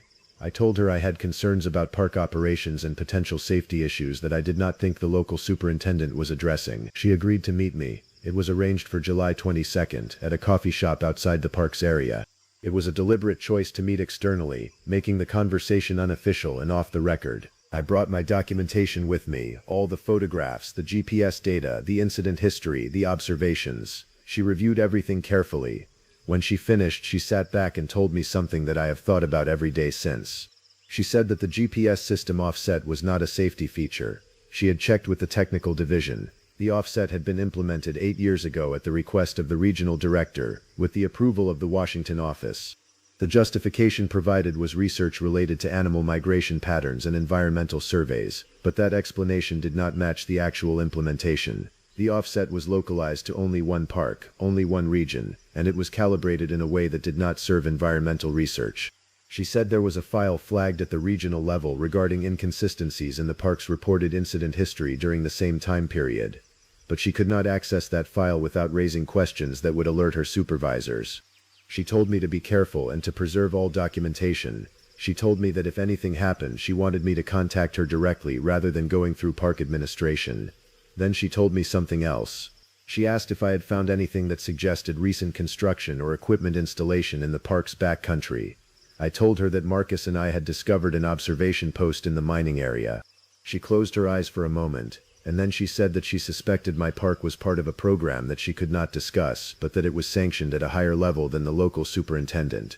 "Just try to stay safe," she told me, "and consider whether you want to stay in the position you are in." I returned to the park with the clear understanding that I was now aware of something that people at higher levels did not want investigated. The question became how long I could maintain the job without either uncovering more information or becoming a direct problem to them. That question was answered for me on July 28th. Marcus did not show up for his shift that morning. I called his apartment. No answer. I called his emergency contact, his mother. She said he had told her he was working a special assignment with the park, a backcountry survey over 2 days. He was supposed to check in with her that night. He had not called. She was worried. I immediately notified the superintendent that Marcus was unreported, and that his mother had no information about his location. Carla's response was surprisingly calm. She said she would check with the maintenance schedule. She called me back within 20 minutes and told me that there was no special assignment listed for Marcus. He had apparently told his mother that he was working for the park, but he had been absent without official authorization. This is where my actions became critical, and I need to be precise about what happened because the official incident report misrepresented the timeline. I told the superintendent that I was going to conduct a search for Marcus in the backcountry. She said I should wait for official protocol, file the appropriate missing person report, and allow search and rescue to manage. I told her that Marcus had mentioned the mining area to me in the days before his disappearance, and that I was going to search there immediately. She told me not to go into the restricted backcountry alone. She also said I should not discuss this over park radio. I went anyway. I hiked into the mining area alone, starting at mid-morning. I brought basic search equipment, rope, flashlight, first aid kit, water, and I followed the path that Marcus and I had taken before, toward the observation post structure. I called his name as I moved through the terrain. I searched the high ground first, then the lower drainage areas. It was around 2 in the afternoon when I found Marcus. He was in a cut about a quarter mile from the observation structure, lying motionless on the ground. For a moment I thought the worst. But he was alive, conscious, though he was not coherent. He had a significant injury to his left leg, probably a fracture just above the knee. He had blood on his shirt, from what looked like a head wound that had stopped bleeding. His eyes were open, but he was not focusing. "Marcus," I said. "It is David. You are going to be okay. I need to know what happened." He did not respond coherently at first. Then, after a moment he said something.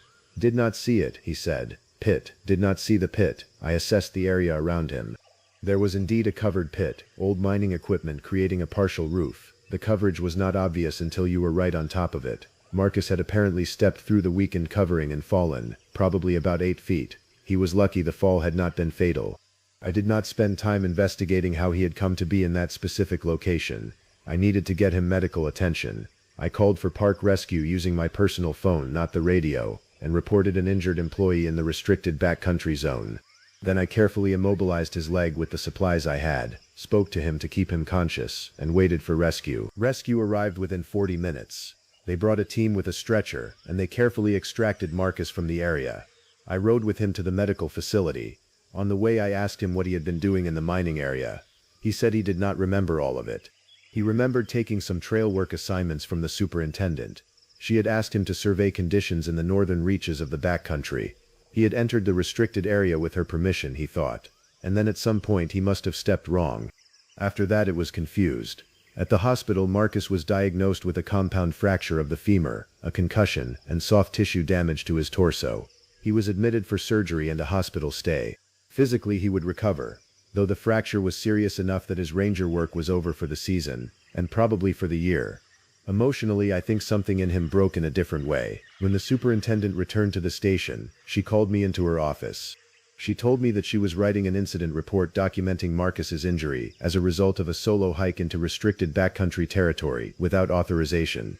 She said that the observation structure I had mentioned was actually an environmental monitoring station, installed by the park as part of a long-term research program.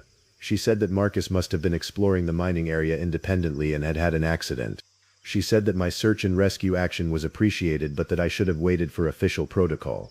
I told her that Marcus had said she had assigned him trail work in the northern backcountry. She said that was not true and that Marcus was probably confused from his injury. She told me that spreading false accusations about park management would not help anyone. That was the moment I made the decision that I should probably have made several weeks earlier. I told her that I was going to preserve all of my documentation and that if there were any further incidents, I was going to report them to the regional office and, if necessary, to external investigators. She said nothing in response. She simply told me to go back to work. The official incident report on Marcus's injury was filed as an unauthorized backcountry access that resulted in an accident. The park's legal team sent Marcus a notification informing him that the incident had been classified as a result of employee negligence and that the park bore no liability. Marcus's health insurance covered his treatment, and he was informed that his ranger position was terminated as of the date of injury. The park was effectively removing him from the situation and from any potential testimony. 2 days after the incident report was finalized, I received a call from my contact at the regional office. She told me that someone from the Washington office had inquired about my field activities in recent months. She told me to go home and not return to the park for at least a week. She told me to not discuss this conversation with anyone. Then she told me that there were larger questions being asked about several parks in the region, and that I should expect that questions might come to me. I took her advice. I called in and stated I needed a leave of absence for family reasons. The superintendent approved it without question. During that week I did not sleep well. I kept thinking about what I had found, what I had not found, and what I still did not understand. The observation structure suggested surveillance. The GPS offset suggested navigation control. The missing hikers incident 9 years prior suggested a history that predate current operations, but I did not have any clear evidence of what the actual purpose was. I only had evidence of systematic redirection and environmental control. When I returned to work after the week off, things had changed again. The superintendent was no longer there. She had transferred to another park. Her replacement was an older woman named Susan Holloway, who had been with the service for 25 years. When I arrived for my first shift back, she called me into her office. Susan told me that an informal audit had been conducted of the park's operations. Several irregularities had been identified, including undisclosed installation of monitoring equipment and inconsistencies in incident reporting. She told me that these issues predated her arrival and that she was working to correct the record. She asked me directly what I had observed. I told her everything: the markers, the GPS system, the observation structure, Marcus's injury, the redirection pattern toward the mining area. She listened without interrupting, and when I finished she said that her understanding was that the park had been used for an environmental research project that had not been properly disclosed to staff. She said that this research had likely concluded or been suspended, and that her role was to restore proper protocols and ensure that nothing similar happened again. She asked me if I wanted to continue working for the park. I told her that I did want to continue, but I wanted assurances that the manipulation and misdirection would end. She said she was making those changes and that she valued rangers who paid attention to detail and took the safety of the site seriously. After that conversation, my role at the park changed. I was shifted to more administrative duties, less direct backcountry work. New junior rangers were brought in, and I supervised training. The observation structure was officially removed. The GPS correction system was shut down. The unauthorized trail markers were all documented and removed. Marcus recovered from his injuries and moved to a different job, outside the park system. We stay in occasional contact. He never quite recovered his enthusiasm for field work. He works in visitor services now, in a different state. The 4 hikers who went missing 9 years before Marcus's incident, their case was never officially resolved. They were found alive, walked out eventually, and their explanation of getting turned around on trails was accepted by the authorities. But I have always believed something else happened to them, something that an official investigation would have discovered if the right questions had been asked. I still work for the National Park Service. I am still at the same park, and I have been there for 15 years total now. I no longer set trail markers without photographing them immediately afterward. I verify GPS coordinates through multiple systems. I check the official channel for any off-the-record communications from higher administration. I do not hike alone in the backcountry after sunset. I have become a more careful ranger, in ways both professional and paranoid. The observation structure is gone, but I sometimes wonder if the monitoring did not simply become more discreet. I wonder what the actual research was. I wonder if the same system exists in other parks across the region. My contact at the regional office never called me back, and the questions that were supposedly being asked at higher levels never materialized officially. What I know for certain is that someone at a level above the local superintendent authorized the installation of equipment and navigation control systems in that park. Someone decided that hikers should be guided toward a specific location without their knowledge. Someone thought that this was necessary enough to conceal, to the point that they were willing to let a young ranger be injured without investigation, to remove him from employment, and to risk the safety of countless hikers. I have kept all my documentation. I have kept the photographs. I have kept the GPS data. I have kept the notes Marcus made. I have kept the incident reports. If anyone working in a remote park location notices trail markers appearing where they should not be, or notices that GPS devices are giving inconsistent readings, or notices that visitors are being systematically guided toward restricted areas, I want them to know that this happened before, and it might happen again. That is the reason I am telling this story, and why I remember the exact sequence of events. The Washington rainforests cover some of the most remote and difficult to access terrain in North America. The Olympic Peninsula alone contains roughly 1 million acres of old-growth forest, with regions so isolated that a person could disappear in that landscape and never be found. We are examining accounts from people who worked or ventured into these forests, rangers, hikers, search and rescue personnel, and residents who lived on the edges of these wild areas. These are the stories that do not make it into official reports, the cases that become background noise in missing person databases, and the experiences that convinced people to leave the forest and never return. Tonight we are looking at the kind of disappearances and encounters that happen when help is hours away and the landscape itself seems indifferent to whether you live or die. If you work in wilderness management or if you hike in remote areas, this is essential listening. Subscribe and send this to someone who understands that some places do not want visitors, and share where you are listening from if these stories reach you in the dark hours. What follows is presented in a documentary style, compiled from interviews, case files, ranger logs, and first-hand accounts. The names and locations have been altered where necessary, but the events themselves are drawn from the documented experiences of people who lived through them. Case 1. The ranger who walked into the fog. In March of 2011, a ranger named Michael Hadley had worked in the Cascade District of the Washington Wilderness for 7 years. He was 42 years old, experienced, methodical, and the kind of employee who did everything by the manual. He had never been reckless. He had never missed a check-in. He had never ignored weather warnings. By all accounts, Michael was reliable in the way that matters when you work in a place where mistakes can be fatal. The Cascade District covered approximately 80,000 acres of mixed temperate rainforest, with elevation changes ranging from sea level to nearly 9,000 feet. The district included several established ranger stations, a network of maintained trails, and vast sections of backcountry that saw minimal human activity. Michael worked out of the main ranger station at Cascade Falls, a facility that served as home base for 5 full-time rangers and a rotating staff of seasonal workers. During the off-season, roughly October through March, staffing was reduced. When Michael disappeared, there were only 2 other rangers working the district. Michael's assignment on March 14th was routine. He was tasked with conducting a winter trail assessment on the High Ridge Loop, a 9-mile circuit that checked the conditions of the primary hiking route after winter weather. The trail had been closed to the public since December due to snow and ice, and it was not scheduled to reopen until late April. Michael's job was to hike the trail, document any damage, assess avalanche risk on the exposed ridge sections, and report back with recommendations for when the trail could safely reopen. He left the ranger station at 7:47 in the morning. His supervisor, a woman named Linda Carruthers who had worked for the Forest Service for 23 years, signed off on the assignment.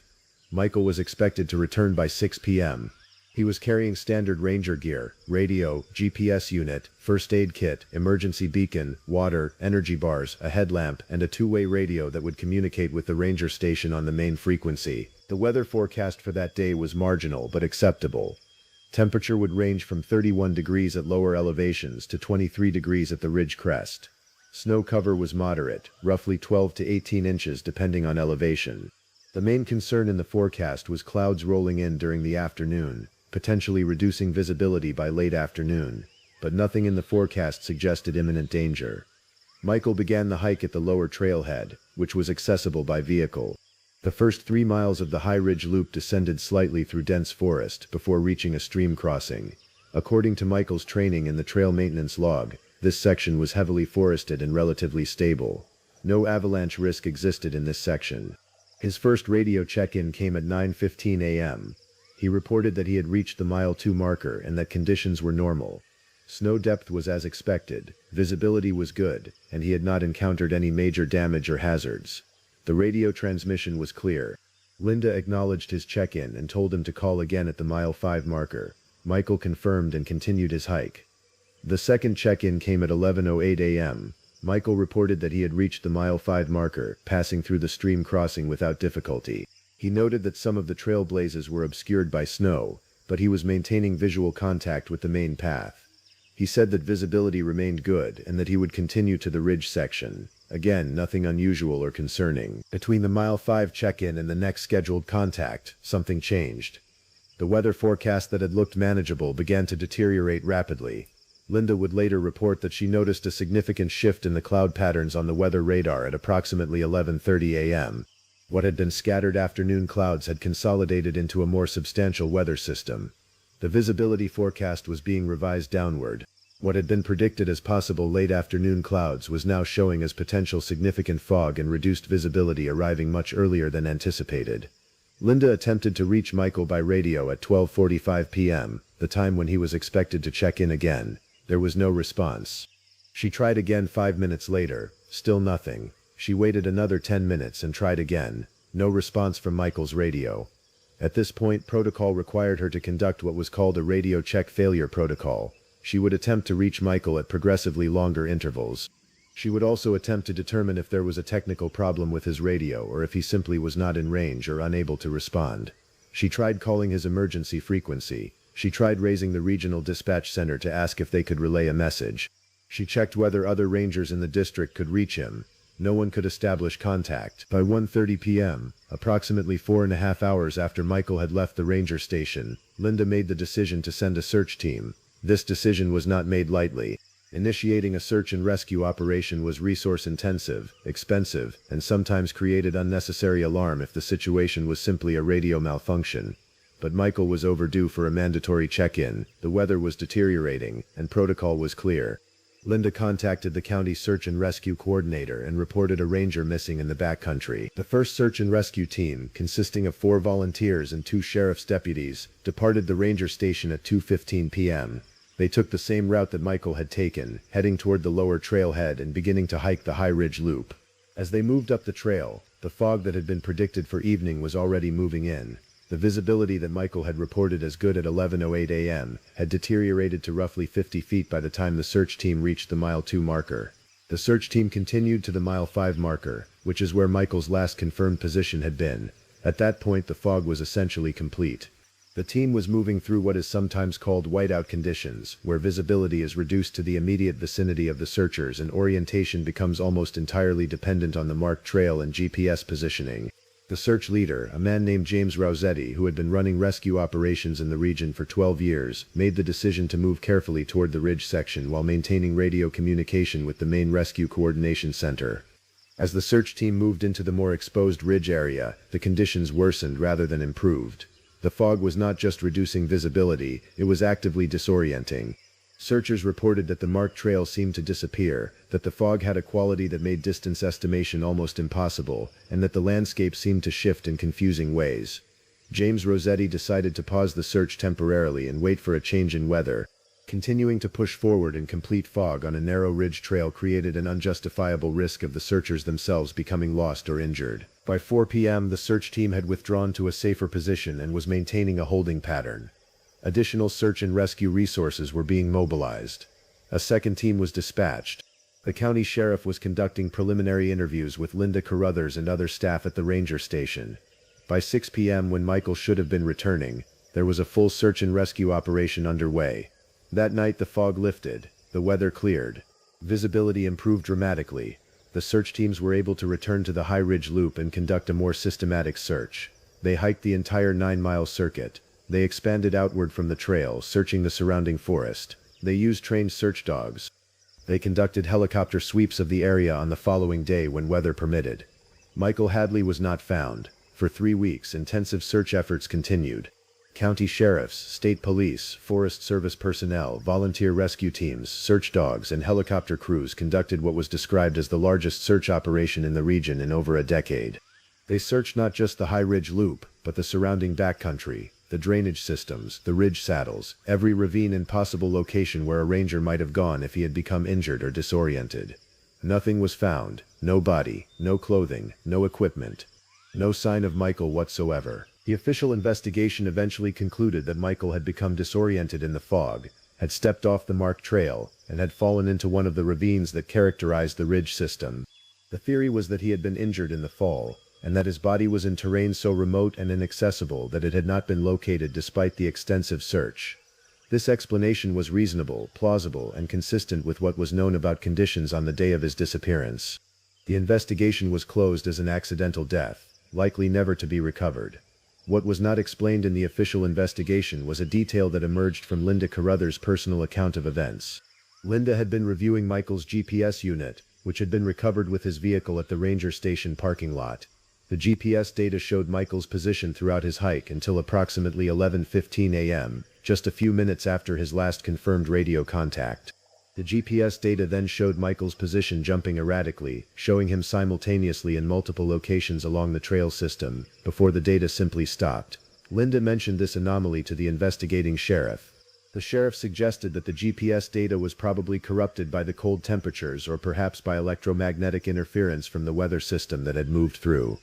This explanation was recorded in the official file and was not pursued further. What makes this case unusual, however, is that Linda Carruthers did not accept that explanation.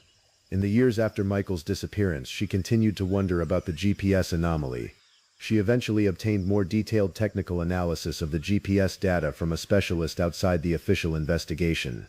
That specialist reported that the erratic GPS positioning was not consistent with cold-related failure or atmospheric interference.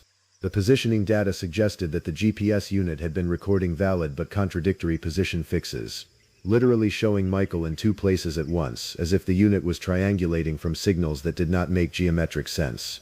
More troubling to Linda was what happened during the time when the GPS was recording these impossible positions.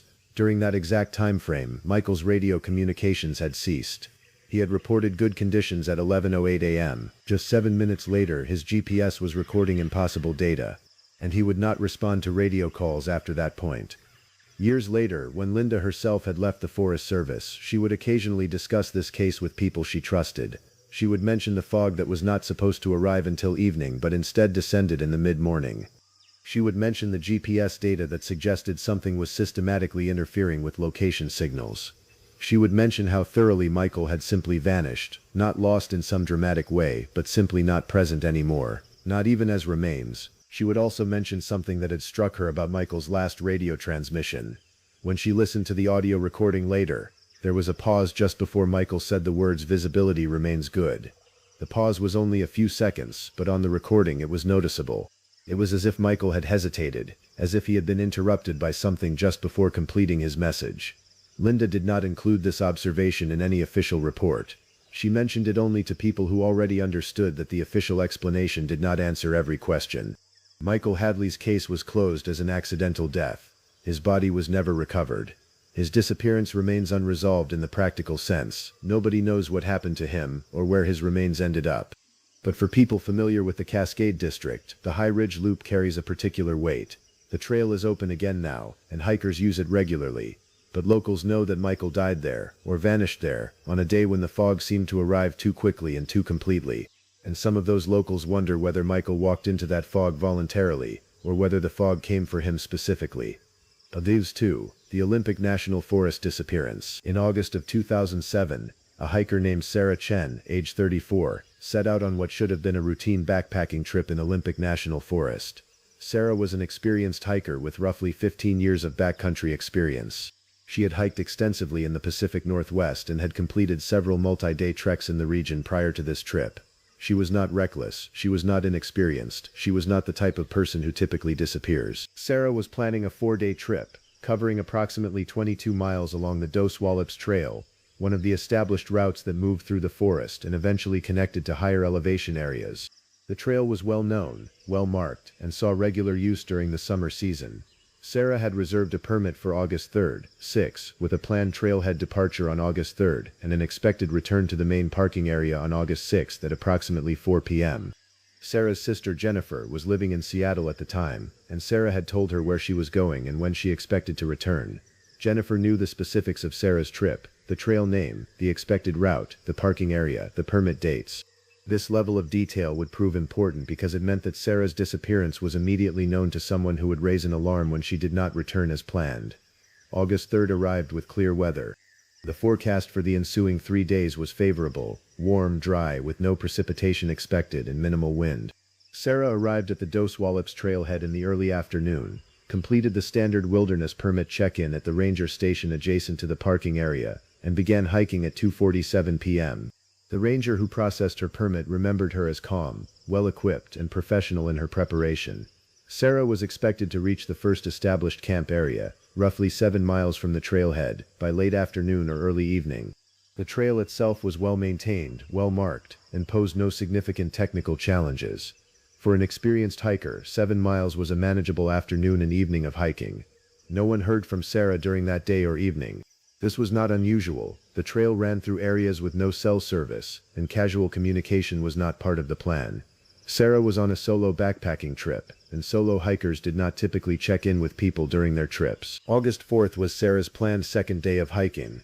She was expected to move from the first camp area to the second established camp, another 8 miles into the backcountry.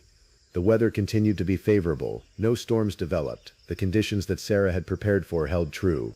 Jennifer did not hear from Sarah on August 4th or August 5th. This was also normal. Solo backpackers typically did not communicate while actively hiking. August 6th arrived, and this is where the timeline becomes critical. Sarah was scheduled to exit the wilderness and return to her vehicle by 4 p.m. Jennifer had agreed to call the ranger station if Sarah did not check back in by 5 p.m. on August 6th. This gave Sarah an hour of grace in case she was running late or had delayed her departure.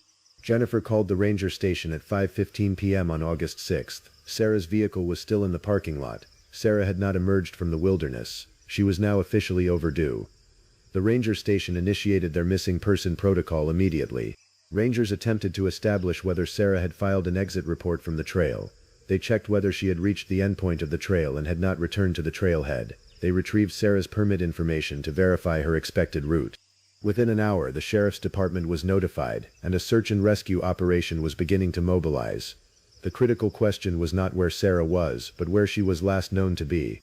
Her permit showed that she was planning to hike between 2 specific camp areas on the trail network. The search efforts would focus initially on whether she was still on the trail, whether she had suffered an injury on the established route, whether she had deviated from the trail and become lost. Search teams deployed that evening began hiking the Dos Wallops Trail from both directions, from the main trailhead going forward, and from the eastern exit point moving backward.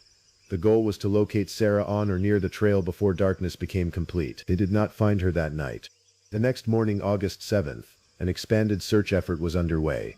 Additional personnel were deployed. The search area was expanded to include the surrounding terrain adjacent to the main trail. Rangers hiked not just the established route but the forest adjacent to it, looking for any sign of Sarah, disturbed vegetation, discarded gear, evidence of an injury or accident. Again, no sign of Sarah was found. By August 8th, search and rescue had deployed what was considered a comprehensive operation. Search dogs were brought in. Helicopter resources were requested and deployed. The search area was expanded further to include possible alternative routes, possible side trails, and possible areas where Sarah might have wandered if she had become disoriented or injured and attempted to find help. The search continued for 14 days. During that time, more than 100 search and rescue personnel were involved. The operation covered hundreds of square miles of terrain. Every practical avenue of investigation was pursued. Sarah Chen was never found. The official investigation eventually concluded that Sarah had likely suffered a fatal accident on or very near the established trail. The theory was that she had slipped, fallen into one of the numerous ravines adjacent to the trail, and had been injured fatally or had died of exposure. The logic was that if she had remained on the trail or in highly visible locations, she would have been found during the extensive search. Therefore, she must have deviated from the trail and suffered an accident in terrain so remote that despite extensive searching, her body had not been located. This explanation was reasonable, plausible, and followed the standard logic for missing person cases in mountainous terrain. It was accepted by law enforcement and by Sarah's family, though they never had confirmation of the outcome or the location of her remains. What was unusual about this case, however, was a detail that emerged from interviews with other hikers who had been on the Dos Wallops Trail during the same time period Sarah had been hiking. There had been another group of 3 hikers on the trail, and they had passed Sarah's camp area on the evening of August 3rd. They had not seen Sarah herself, but they had seen her tent and her equipment at the first campsite, confirming that she had reached that location as expected. More significantly, this group of hikers reported to investigators that they had noticed something unusual about the trail itself. They mentioned almost casually that the trail seemed to diverge or had multiple versions in one particular section. They described an area roughly 4 miles from the trailhead where the main marked trail seemed to branch in 2 different directions, with 2 distinct sets of blazes, as if the trail network had been altered or expanded. This was documented in their interview with Search and Rescue. The Forest Service rangers who were familiar with the Dos Wallops Trail confirmed that no such divergence existed. The trail was a single well-maintained route with unambiguous marking. There were no 2 trail systems in that section. The rangers reviewed the 3 hiker groups' description of the location and concluded that the hikers had probably misread the trail markers or had imagined the divergence. However, Jennifer Chen, Sarah's sister, eventually obtained access to these interview notes and found the discrepancy troubling.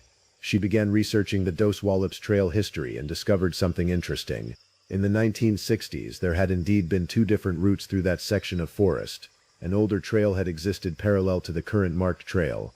The older trail had been abandoned and had fallen into disrepair, and it had eventually been decommissioned.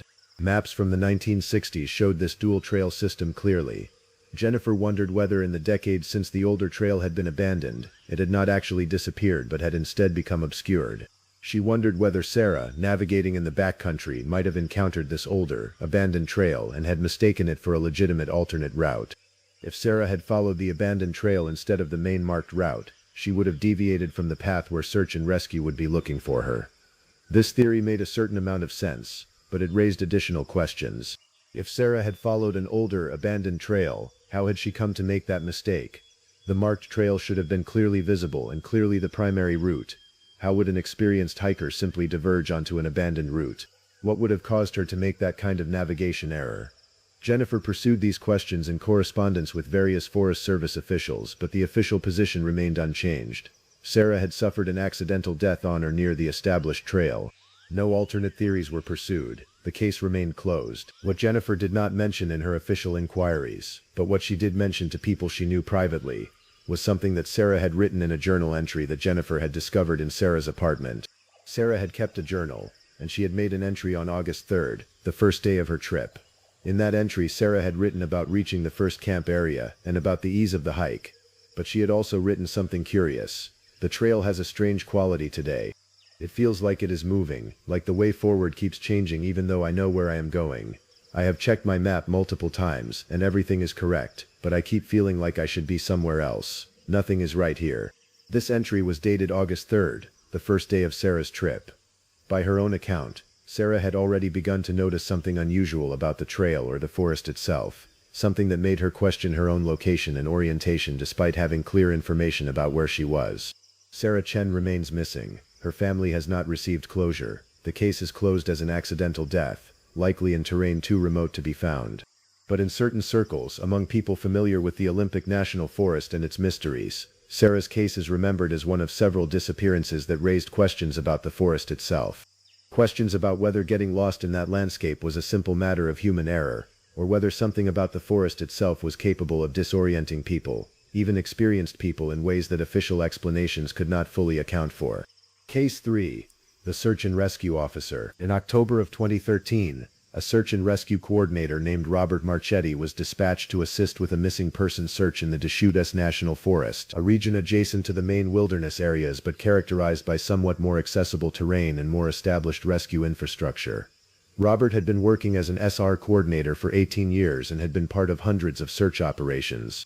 He was experienced, careful, and had an excellent record of both finding lost people and returning search teams safely from operations. The missing person in this case was a woman named Patricia Hart, age 58, who had not returned from a day hike on October 3rd. Patricia had left her home at 7 a.m. with the intention of hiking a route that should have taken approximately 5 hours, putting her return at around 1 p.m. When she did not arrive home by 3 p.m., her daughter called the sheriff's department and reported her missing.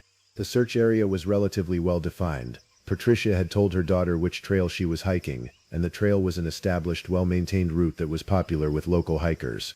The area had cellular service in certain spots. Search and rescue teams had established protocols for that specific location, and the terrain, while mountainous, was not as extreme as some of the deeper wilderness areas. Robert arrived at the search coordination point at approximately 7 p.m. on the evening of October 3rd. He met with the initial search teams, reviewed the information about Patricia's likely location, and helped coordinate the deployment of additional resources. The weather was forecasted to remain clear, with temperatures dropping into the low 40s overnight. Patricia was wearing a light jacket, had limited supplies, and had not brought a sleeping bag or overnight gear. The assumption was that if she had become lost or injured, she needed to be found during daylight hours or she would be at serious risk from exposure overnight. Search teams were deployed that evening and conducted a night search using headlamps and searchlights. The trail was carefully searched and the surrounding terrain was covered using standard search patterns. Despite these efforts, Patricia was not found. The next morning, October 4th, the search was expanded. Additional teams were deployed. The search area was widened to include terrain adjacent to the marked trail. Helicopter resources were requested. Search dogs were brought in. The operation was now a full-scale effort to locate a missing elderly woman in mountainous terrain.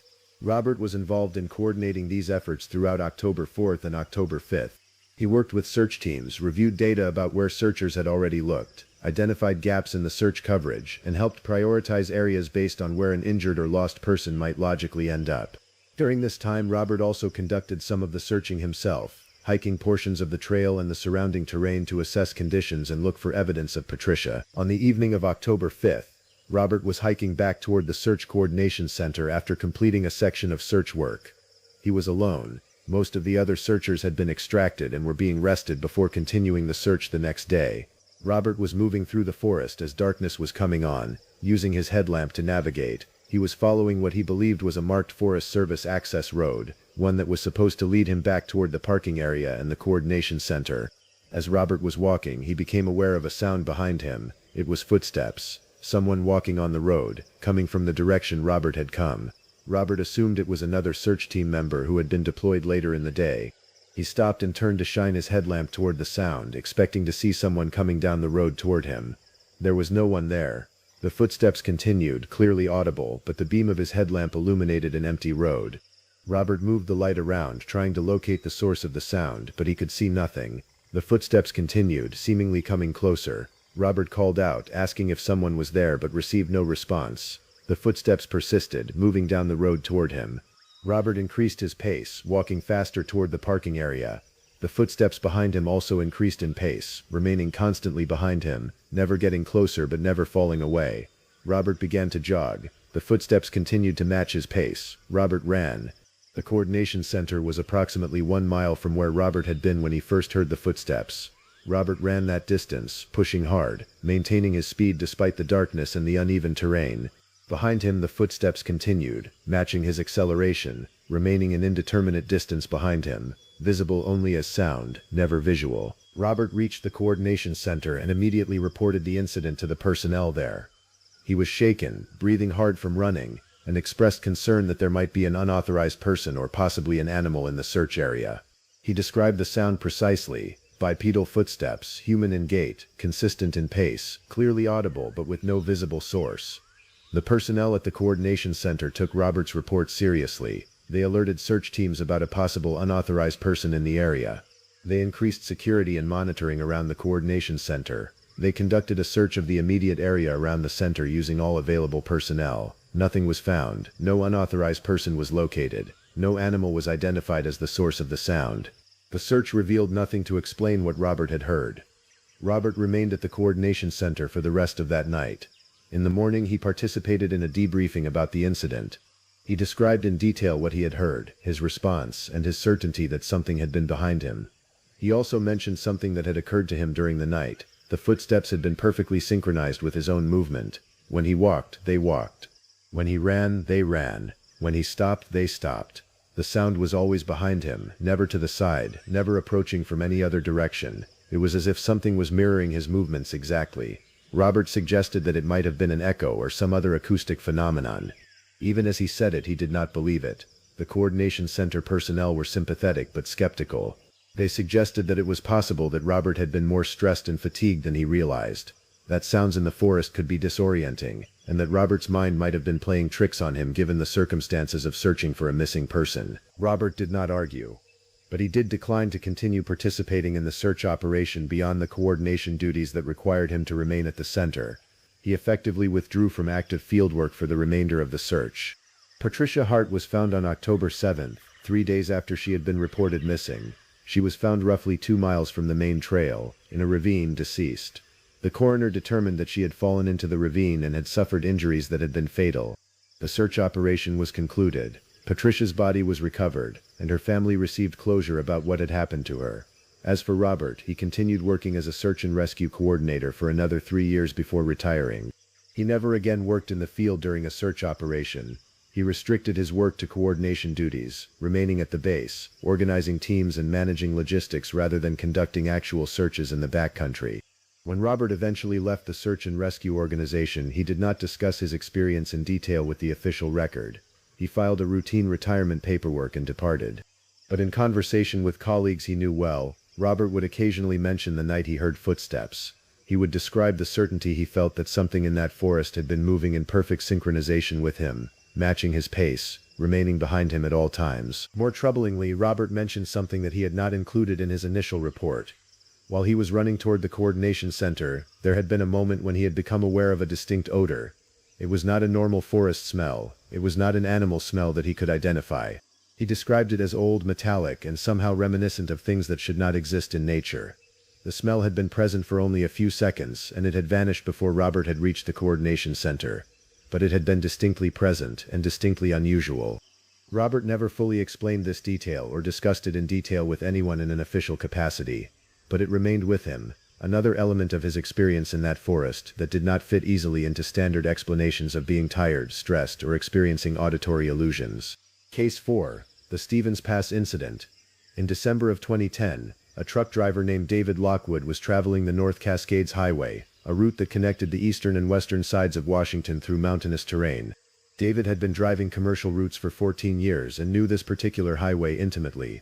He drove it multiple times each month, at all hours, in all weather conditions. By his own assessment, he knew every curve, every mile marker, every potential hazard on that route.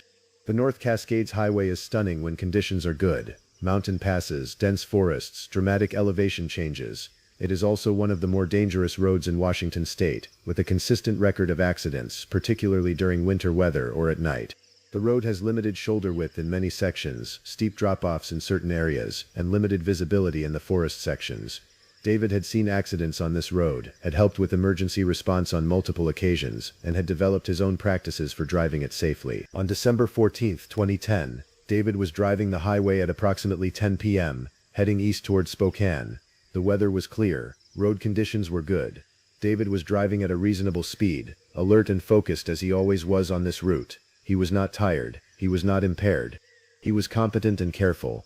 Roughly 15 miles west of Stevens Pass, David encountered something on the road. He described it, in his later account, as appearing to be an injured animal, a large animal, possibly a deer or elk, lying in the eastbound lane. The animal appeared to be moving, suggesting that it was still alive, and that David had an opportunity to stop and either assist it or move it to the side of the road, potentially preventing a collision with another vehicle. David slowed his truck, pulled to the side of the road, and turned on his hazard lights. He set his parking brake and prepared to exit the vehicle to assess the animal. This was typical behavior for David. He had stopped for injured animals on multiple occasions throughout his driving career, and he considered it part of his responsibility as a professional driver to ensure that the road was safe for other vehicles. What David saw when he exited his truck and approached the animal was something that caused him immediate concern. The animal was not a typical large mammal. David described it as resembling, superficially, an elk or large deer, but with proportions that seemed fundamentally wrong. The legs appeared too long, the body was positioned in an unnatural way, and as David got closer he realized that the animal was not moving naturally. Its movement seemed spasmodic, uncoordinated, as if something about the animal's physiology was profoundly abnormal. David stopped his approach at approximately 20 feet from the animal. He stood in his truck's headlight beam, looking at this creature, trying to process what he was seeing. The animal's head turned toward him. David saw eyes that seemed, he later described, to not be positioned correctly on the head. The eyes appeared too far apart or too low. The overall skull structure seemed asymmetrical and distorted compared to any natural animal he had ever encountered. David decided not to approach the animal further. He walked back to his truck, intending to call the Department of Wildlife or Animal Control to report the injured and potentially diseased animal. He reached for his cell phone and discovered that he had no signal. This was not unusual. Cell service in the mountain passes could be spotty, but it was inconvenient at that moment. David decided to return to his truck, get back on the road, and call wildlife from the next town east of Stevens Pass. He would report the animal location to authorities and allow them to deal with it. He got into his truck, released his parking brake, and began to maneuver back onto the highway. That was when he noticed the first discrepancy. The animal was no longer on the road. In the time that David had taken to walk back to his truck and begin to maneuver back onto the highway, a span of roughly 2 minutes, the animal had disappeared. There was no sign of it. The road was empty. David looked carefully at the roadside to see if the animal had moved into the brush or forest on either side of the road. He could see nothing. He turned his truck around slightly to check the shoulder where he had stopped, to see if the animal might have moved there. Nothing. The animal had simply vanished. David did not immediately resume driving. He sat in his truck, facing the empty road, processing what he had just experienced. The animal had been clearly visible, clearly present, clearly in need of assistance. Now it was gone, and the road was empty. David considered the possibility that the animal had somehow recovered its movement capability and had quickly fled into the forest. This seemed plausible, even if surprising. Or the animal could have been struck by another vehicle while David was attending to the initial encounter, and its body could have been pushed off the road, but David had not heard any such collision. After several minutes of deliberation, David resumed his journey. He drove east toward Stevens Pass, maintaining his speed and alertness. He reached Stevens Pass without incident and descended the eastern side of the mountain. At the next town, David attempted to call the Department of Wildlife to report the injured animal. He spoke with an officer who took his information but expressed skepticism about David's description. The officer suggested that David might have misidentified an object on the road, perhaps a discarded item that had appeared animal-like in the truck's headlights. This explanation was not satisfying to David, but he did not press the issue. David completed his route and returned to his dispatch center in Spokane. He filed an incident report about the encounter with the animal. The report was documented, but nothing further came of it. No investigation into an unusual animal on the highway was conducted. In the weeks and months following the incident, David thought about the encounter regularly. The animal's appearance, the proportions, the eyes. These details remained vivid in his mind. He had seen many animals over his career on the road, but never anything quite like what he had encountered that night. He also thought about how quickly it had disappeared, and how his cell phone had lost signal at exactly the moment he had been trying to use it. David's reaction to the incident was to begin taking extra precautions on the North Cascades Highway, particularly during evening and night hours. He would increase his speed during certain sections where visibility was limited. He would be even more alert than usual.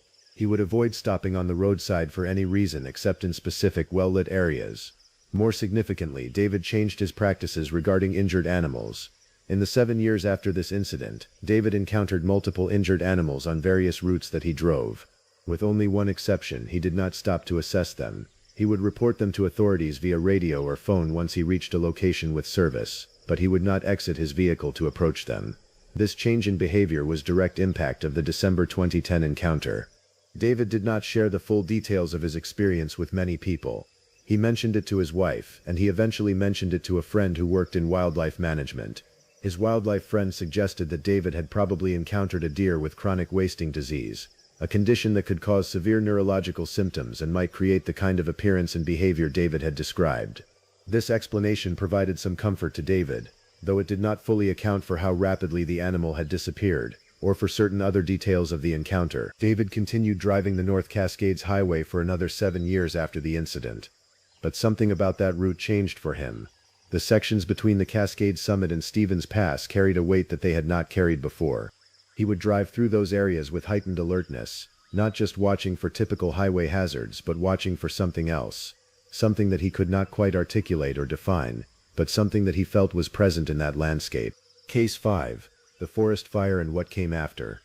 In August of 2016, a forest fire developed in the Cascade District of the Washington Wilderness. The fire was not enormous by typical standards. It burned approximately 8,000 acres before it was contained and eventually extinguished. But it was significant enough to require substantial firefighting resources, to require evacuation of nearby communities, and to result in significant property and resource damage. Among the firefighting personnel deployed to battle this fire was a crew leader named Thomas Brennan, who had been working as a wildfire crew leader for 12 years. Thomas had fought fires across the western United States and had managed dangerous situations regularly. He was experienced, capable, and had a strong record of keeping his crews safe while effectively engaging with fire. Thomas's crew arrived at the fire on August 16, 4 days after the fire had been initially reported. The fire had already burned several thousand acres and was moving in specific directions based on wind patterns, terrain, and fuel availability. The firefighting strategy involved creating fire breaks, conducting controlled burns to eliminate fuel in the fire's path, and defending specific structures or resources that were in the fire's likely path. Thomas's crew was assigned to work along the eastern flank of the fire, in an area of dense forest that had not yet been burned but that was in the fire's projected path. Their assignment was to thin vegetation, create defensible space for structures in the area, and conduct monitoring to watch for shifts in fire behavior. The work was intense and exhausting. Wildfire firefighting is physically demanding work conducted in hot conditions, with heavy equipment, often in difficult terrain. Crews work long shifts, sometimes 24-hour rotations, to take advantage of weather windows and to make progress on fire containment before conditions deteriorate. Thomas managed his crew's work carefully, ensuring adequate rest, hydration, and safety protocols. On August 20th, while Thomas's crew was working in a section of forest roughly 3 miles from the current fire perimeter, something unusual occurred. One of Thomas's firefighters, a relatively new crew member named Michael Torres, reported finding something in the forest that seemed out of place. Michael had been clearing brush in a small clearing when he had noticed something half buried in the soil and duff of the forest floor. Michael called Thomas over and showed him what he had found. It appeared to be a piece of fabric, something synthetic, perhaps tent material or tarp material. It was burned, heavily degraded, and had been partially incorporated into the forest soil, suggesting that it had been there for years or even decades. The fabric was not from their current equipment. It appeared to be something much older. Thomas examined the fabric and immediately recognized that it might be evidence of an older fire, possibly from decades past, or alternatively it might be evidence of human activity in the forest that predated their current fire. Thomas instructed Michael to leave the object where it was and to mark the location. They would report this finding to the incident commander when they returned to base camp that evening. That evening, Thomas did report the finding. He described the fabric and its location to the incident commander, a veteran fire official named Sarah Desmond. Sarah was interested in the finding but not particularly concerned. She instructed Thomas that if the crew encountered any other unusual objects or artifacts, they should be cataloged and photographed, but they should not disrupt their primary work schedule or deviate significantly from their assigned duties. The next morning, August 21st, Thomas's crew returned to the area where the fabric had been found. When they arrived at the location, they discovered additional items. Besides the original fabric, there was now visible what appeared to be remnants of a tent frame, small poles or stakes partially buried and heavily degraded. There was also what appeared to be scattered bones, bleached white, partially scattered across the forest floor. Thomas immediately understood what this meant. They had found a campsite that appeared to have been abandoned decades ago, and the bones suggested human remains. This was now a potential archaeological site and/or a potential crime scene. Thomas secured the area and reported the finding to the incident commander. Sarah Desmond arrived at the site to assess the discovery. By protocol, because human remains were involved, the location needed to be reported to law enforcement. Sarah contacted the county sheriff's department and reported the find. She also halted firefighting activities in the immediate area around the discovery to avoid disturbing potential evidence. The sheriff's department arrived later that day. A deputy examined the site and determined that the remains appeared to be very old, likely decades old, and that they were probably scattered animal bones rather than human remains. The deputy photographed the site, documented the findings, and advised that the location could be cleared for continued firefighting work, but that Thomas should report any additional unusual findings. Thomas accepted this assessment, but something about the location bothered him. He had examined the bones carefully, and to his untrained eye, they had resembled human bones more than animal bones. The size, the structure, and the way they had been positioned did not match what he expected from typical wildlife remains. But the deputy had professional training in these matters, and Thomas had no training in anthropology or forensics. He deferred to the deputy's assessment. Work resumed in the area on August 22nd. Thomas's crew continued their firefighting activities, thinning brush and preparing defensive positions. But Thomas remained interested in the discovered site. When the crew worked in the area, Thomas would occasionally walk the perimeter of the site, looking for additional objects or materials. On August 24th, Thomas discovered something else, a metal object, approximately 8 inches long, partially buried in the soil about 30 feet from the original discovery point. The object appeared to be a ring or a bangle of some kind, made of a metal that had oxidized significantly. Thomas carefully extracted it from the soil and examined it. It was definitely metal, something like aluminum or perhaps steel, heavily oxidized but recognizable as a manufactured item. Thomas showed this object to his crew and asked if anyone recognized it. No one did. The ring or bangle seemed quite old, consistent with the age of the other materials they had found. But it also seemed unusual. The manufacturing quality suggested something that was not of local indigenous origin, but rather something from the 20th century at earliest, and possibly more recent.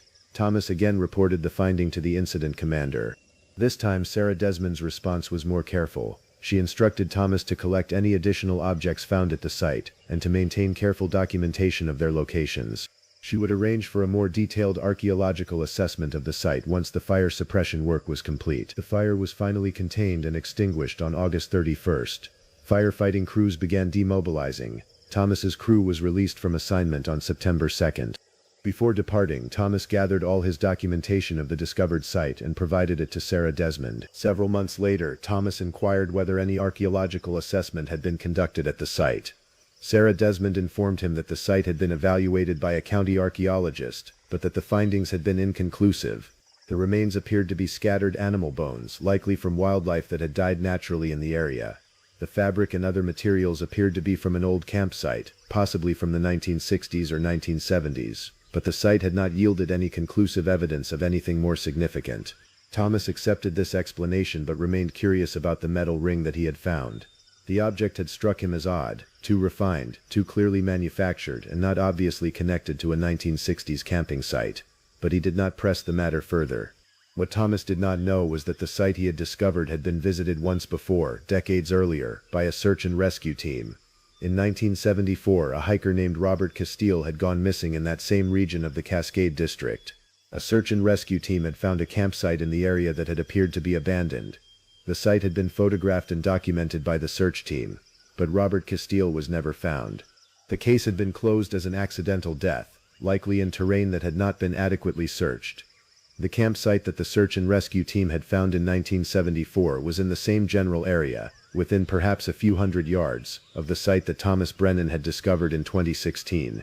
The 1974 photographs, when compared to Thomas's documentation of the 2016 site, suggested that these were likely the same or nearly the same location, and that the site had remained essentially undisturbed for 42 years. Nobody made the connection at the time.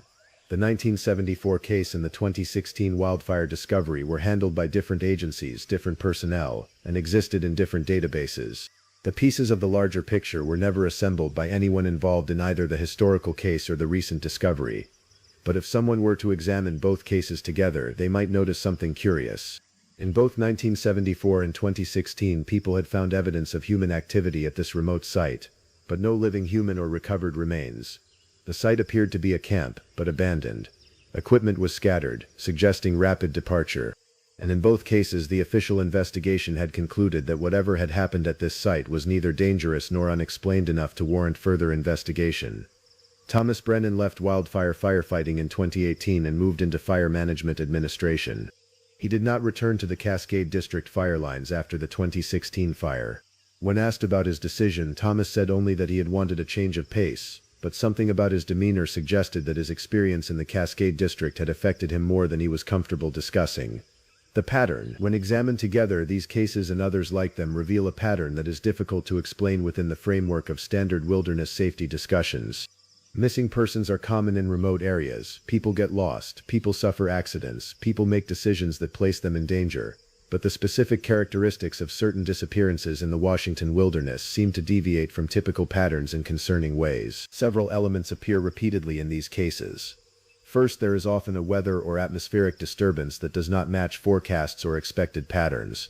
In Michael Hadley's case, fog arrived unexpectedly and rapidly.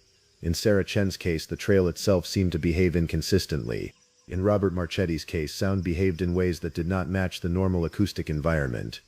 Second, there are often gaps in documentation or instrumentation. Michael's GPS recorded impossible data.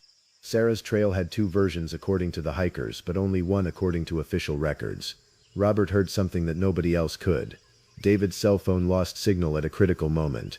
These gaps suggest that something about the environment itself might be capable of interfering with or distorting normal systems. Third, there are often elements that do not fit conventional explanations. The metal ring that Thomas found served no obvious purpose. The animal that David encountered did not match any known species. The footsteps that Robert heard matched his own movements perfectly. Michael's last radio communication included a pause that suggested interruption. These details accumulate in a way that suggests something more than isolated incidents or simple human error. The official position on all of these cases is that they represent tragic but explainable wilderness incidents. Disappearances occur, accidents happen, people become disoriented. Equipment malfunctions, these are standard hazards of wilderness activity. The unusual elements in these cases are dismissed as misperception, coincidence, or overinterpretation of normal events through the lens of stress and trauma. But people who have worked extensively in the Washington wilderness, people who have conducted search and rescue operations, people who have managed these lands professionally, these people sometimes speak quietly about the possibility that the explanation is something more complex. They speak about places that seem to actively harm people or to cause them to disappear. They speak about atmospheric conditions that do not fit meteorological patterns. They speak about the forest itself as if it were something more than a simple collection of trees and rock. Linda Carruthers, the ranger who investigated Michael Hadley's disappearance, eventually published a quiet memoir about her years with the Forest Service. In that memoir, she devoted one chapter to the concept of place-based danger, the idea that certain locations might have properties that make them inherently dangerous in ways that conventional wilderness hazard analysis cannot capture. She did not claim to understand what those properties were. She only insisted that they were real, that they had affected multiple people she had known or worked with, and that acknowledging their existence was important for anyone who would work or hike in those areas. Jennifer Chen, Sarah Chen's sister, established a nonprofit organization focused on missing persons in wilderness areas. The organization collects cases and attempts to identify patterns in disappearances.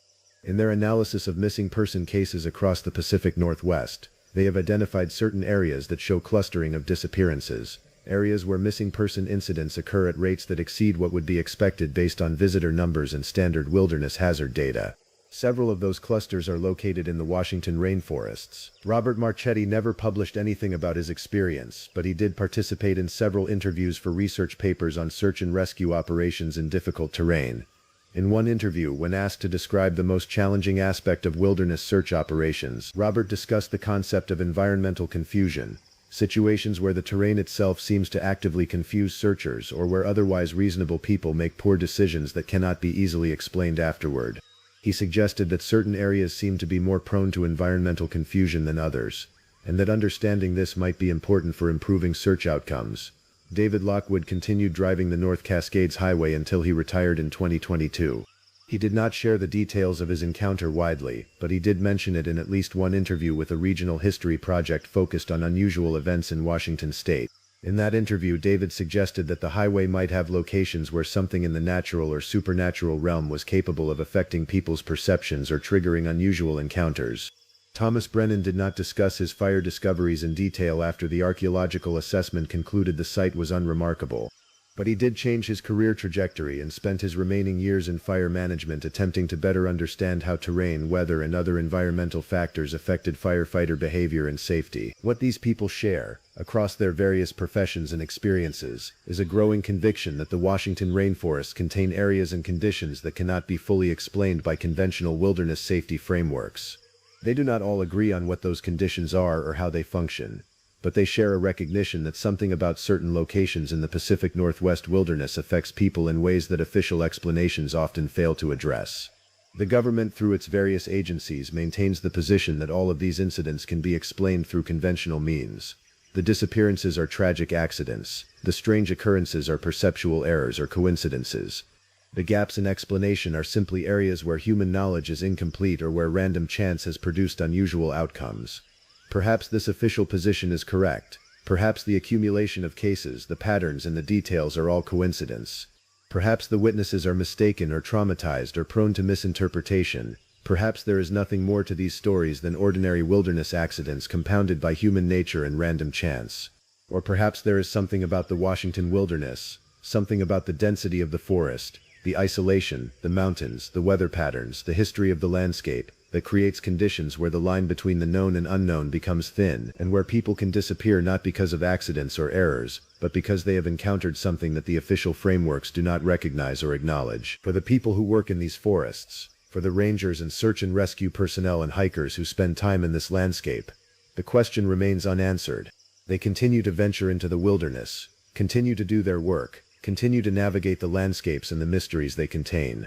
But they do so with the knowledge that something about these places is not fully explained, and that the real dangers of the Washington rainforests might extend beyond what any official report or conventional safety training can adequately address. The stories accumulate. The cases file away in databases and old reports. The families wait for answers that do not come. And the forest continues, ancient and vast, containing its secrets and its dangers, indifferent to the people who venture into its depths. There is a cave in the Bitterroot National Forest in Montana that has been officially sealed since June of 2009. The entrance was blocked with reinforced concrete, metal barriers were installed, warning signs were posted. No one was supposed to be able to enter that cave, and for the last 14 years no one has. Last week I received a radio signal transmitted from inside it. My name is Richard Calvert.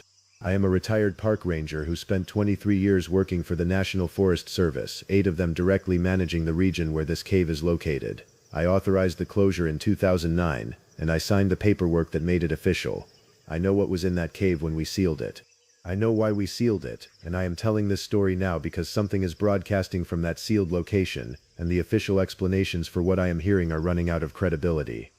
If you work in park management or wilderness administration, or if you hike in remote areas and have encountered things that official channels refuse to adequately explain, listen carefully and share this with someone else who understands that bureaucratic silence sometimes means something more than simple administrative error. Subscribe and stay with me through this account. I want to establish my credibility first, because what I am about to describe will sound implausible, and I need you to understand that I am not someone prone to exaggeration or sensationalism. I joined the Forest Service in 1990, right after college. I worked in various capacities for the agency, trail maintenance, fire management, visitor services, before being promoted to a management position in 2004. In that management role I was responsible for approximately 200,000 acres of public forest, including oversight of established trails, wilderness areas, and specific locations that required active management and monitoring. The cave I am referencing is located in a remote section of that territory, roughly 6 miles from the nearest established trail. It is not a tourist destination. It is not a well-known location. Most people who hike in that region have no idea it exists. The cave itself is called Granite Passage Cave, though that name does not appear on most public maps. It is a natural limestone formation that extends approximately 240 feet into the mountainside. The entrance is roughly 20 feet wide and 12 feet tall, opening onto a descent into the mountain. The interior is divided into 3 main chambers, with the largest being approximately 60 feet in length and 40 feet wide. The cave system is stable. There is no water accumulation, no toxic gases that we detected, no obvious hazards beyond the basic dangers of entering an underground void without proper safety equipment. The cave was first documented in the official Forest Service records in 1987. A survey team had identified it during a geological assessment of the region. The cave was cataloged, mapped, and included in the comprehensive database of natural features within the National Forest. For the next 22 years, the cave remained essentially undisturbed. It was not a location that drew significant visitor interest. Occasional hikers might discover it by accident, but there were no established trails leading to it, no signage directing people to it, no facilities or management infrastructure built around it. In 2008, a situation developed that changed the cave's status. A research team from a university had requested permission to conduct a survey of the cave as part of a larger project studying cave ecosystems in the northern Rockies. The request was routine. Academic teams regularly requested access to natural features on national forest land. The request was approved by the regional office, and the research team was scheduled to enter the cave in September of 2008. What happened during that research expedition is what directly led to the cave's closure. The research team entered the cave on September 14, 2008. The team consisted of 4 people, 3 graduate students and 1 faculty advisor. They were equipped with standard cave exploration gear, headlamps, safety equipment, communication devices, and collection materials for their research. The plan was for the team to spend approximately 4 hours inside the cave, surveying the environment and collecting samples. The team never completed their survey. 2 hours into their exploration, the faculty advisor, a woman named Dr. Elena Vasquez, emerged from the cave alone and returned to the trailhead. She was found by a park ranger who had been stationed in the area, and she was in a state of extreme distress. She was incoherent, unable to provide a clear account of what had happened, and she was physically injured. Her hands were cut, her clothing was torn, and she had evidence of having run through difficult terrain at high speed. Dr. Vasquez was transported to the medical facility in the nearest town. She received treatment for her injuries and was admitted for observation, ostensibly due to the psychological distress she was experiencing. However, what she told investigators when she regained her composure was documented in the incident report that I accessed years later, long after the official closure of the cave. According to Dr. Vasquez's account, she and her team had been exploring the cave normally, documenting the geological features and collecting samples, when they encountered something anomalous. In the deepest chamber of the cave system, they discovered what she described as a structure that should not be present. Her description was vague in the official report. She described it as metallic, deliberate in its construction, and completely inconsistent with natural cave formation.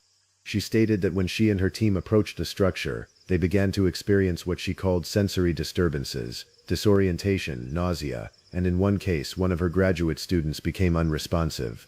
Dr. Vasquez made the decision to evacuate immediately.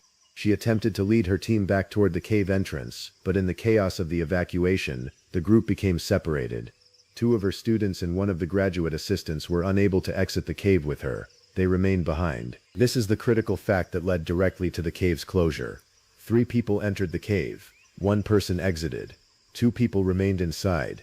The immediate response was to launch a rescue operation. Rangers and rescue personnel were mobilized. The cave entrance was secured.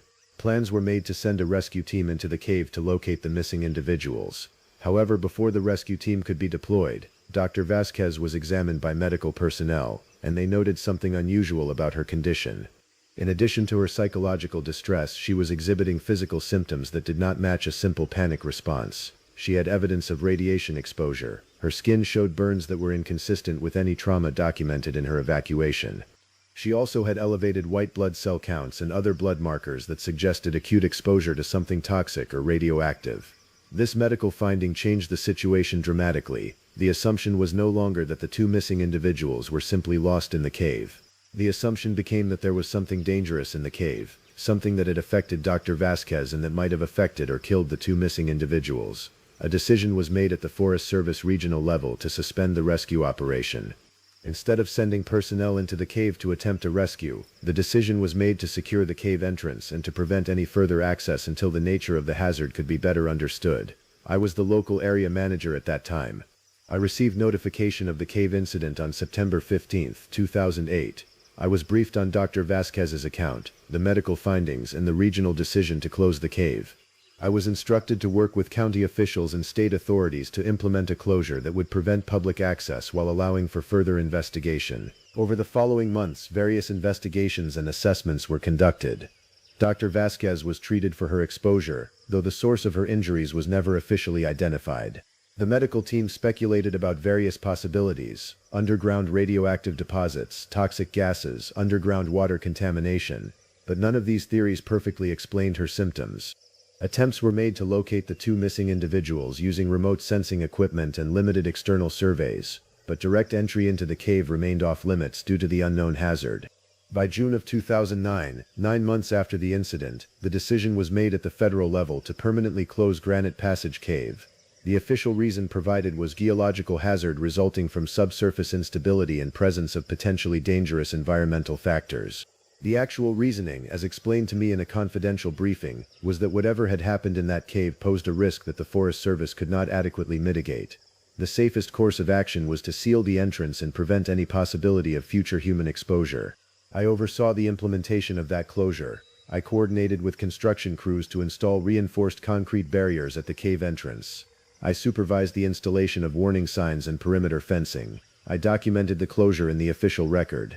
And I filed away all the confidential information about the incident in secure storage, knowing that this information would not be made public. For 14 years, nothing changed.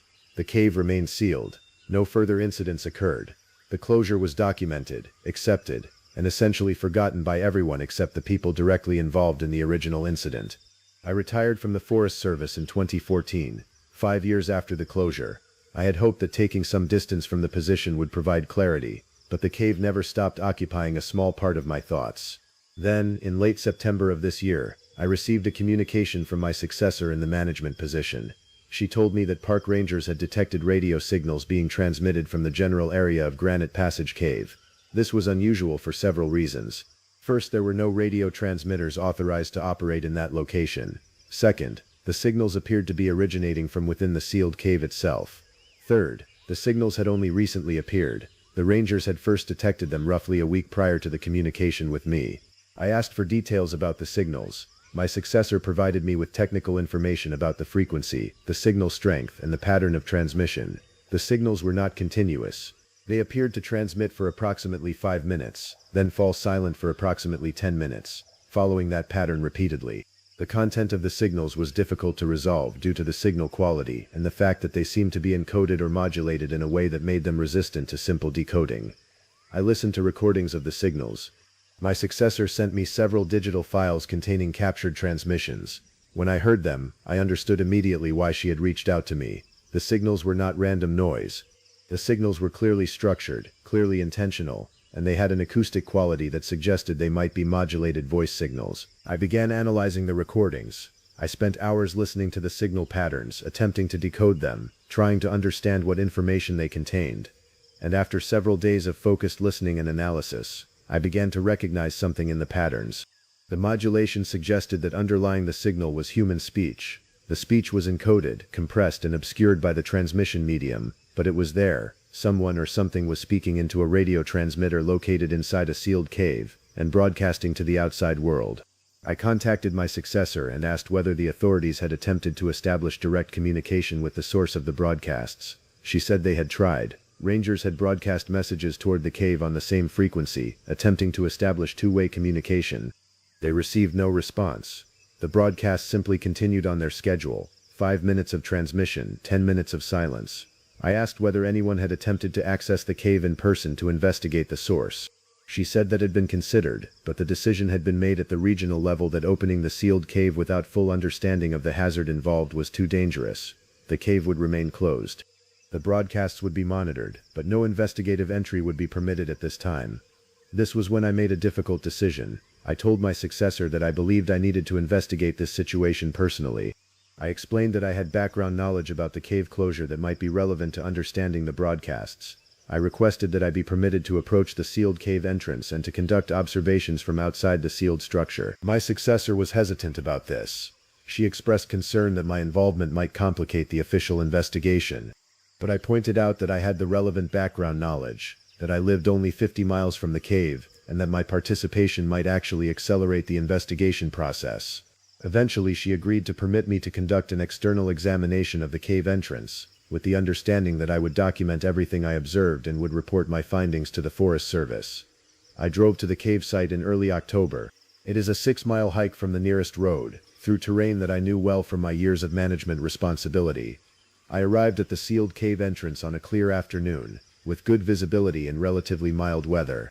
The concrete barriers that I had overseen the installation of 14 years prior were still in place, showing the wear of time but structurally intact. The warning signs had been recently replaced with newer signage, reflecting the current Forest Service standards.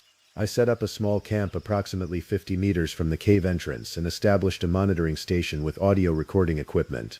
My plan was to spend several days in the area, recording the signal patterns and attempting to establish more detailed information about what was being transmitted.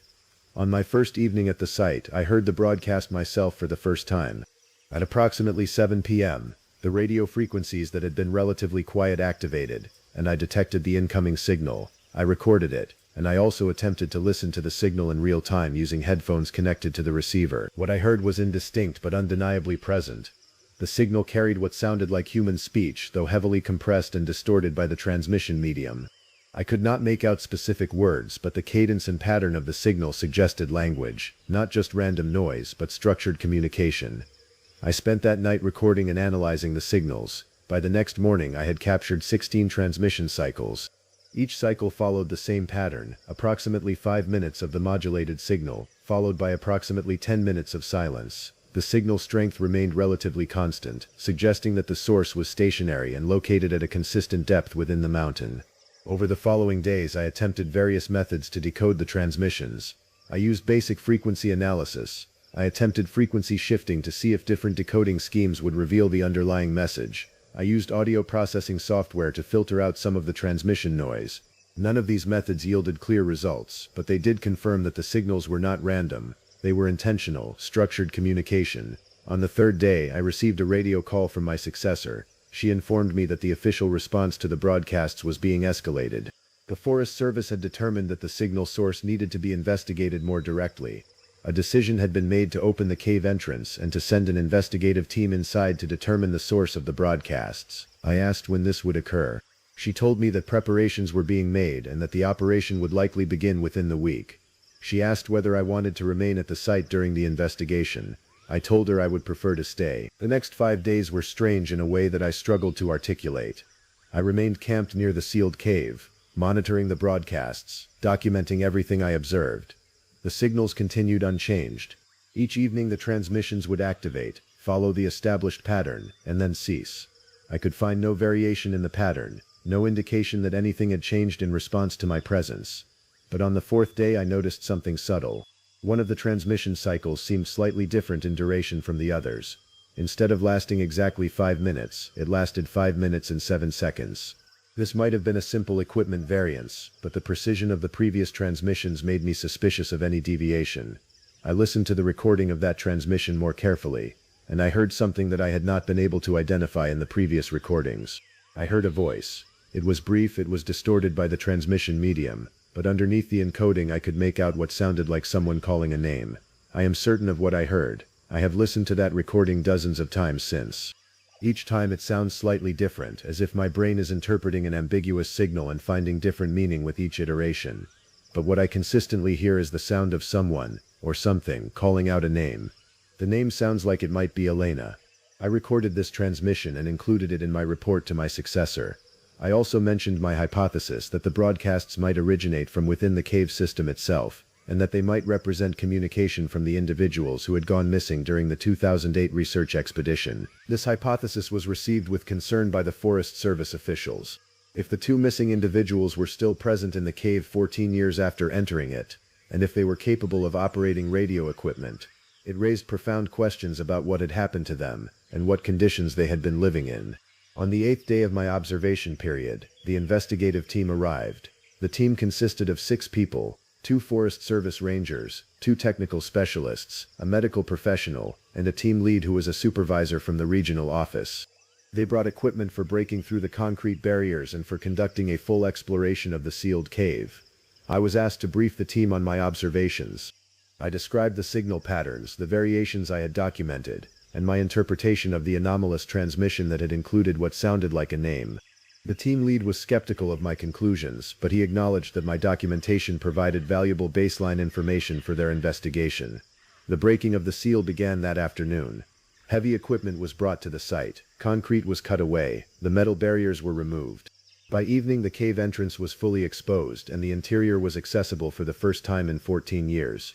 The team conducted preliminary safety assessments before entering. They took air samples, temperature readings, and other environmental measurements.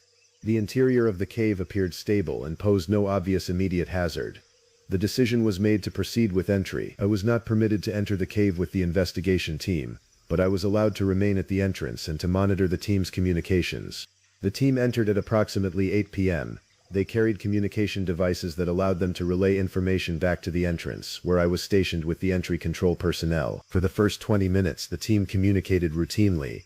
They described the interior conditions, the layout of the chambers, and their progress moving deeper into the cave system. Their communications suggested that the cave interior appeared essentially unchanged from how it had been when it was sealed. Then, at approximately 8:23 p.m., the team leader's voice came through the radio with a quality that immediately suggested something was wrong. He said, "We have a situation." He asked all team members to report their positions and status. The reports that came back indicated that the team had become separated. 2 of the team members, the medical professional and 1 of the technical specialists, had lost contact with the main group.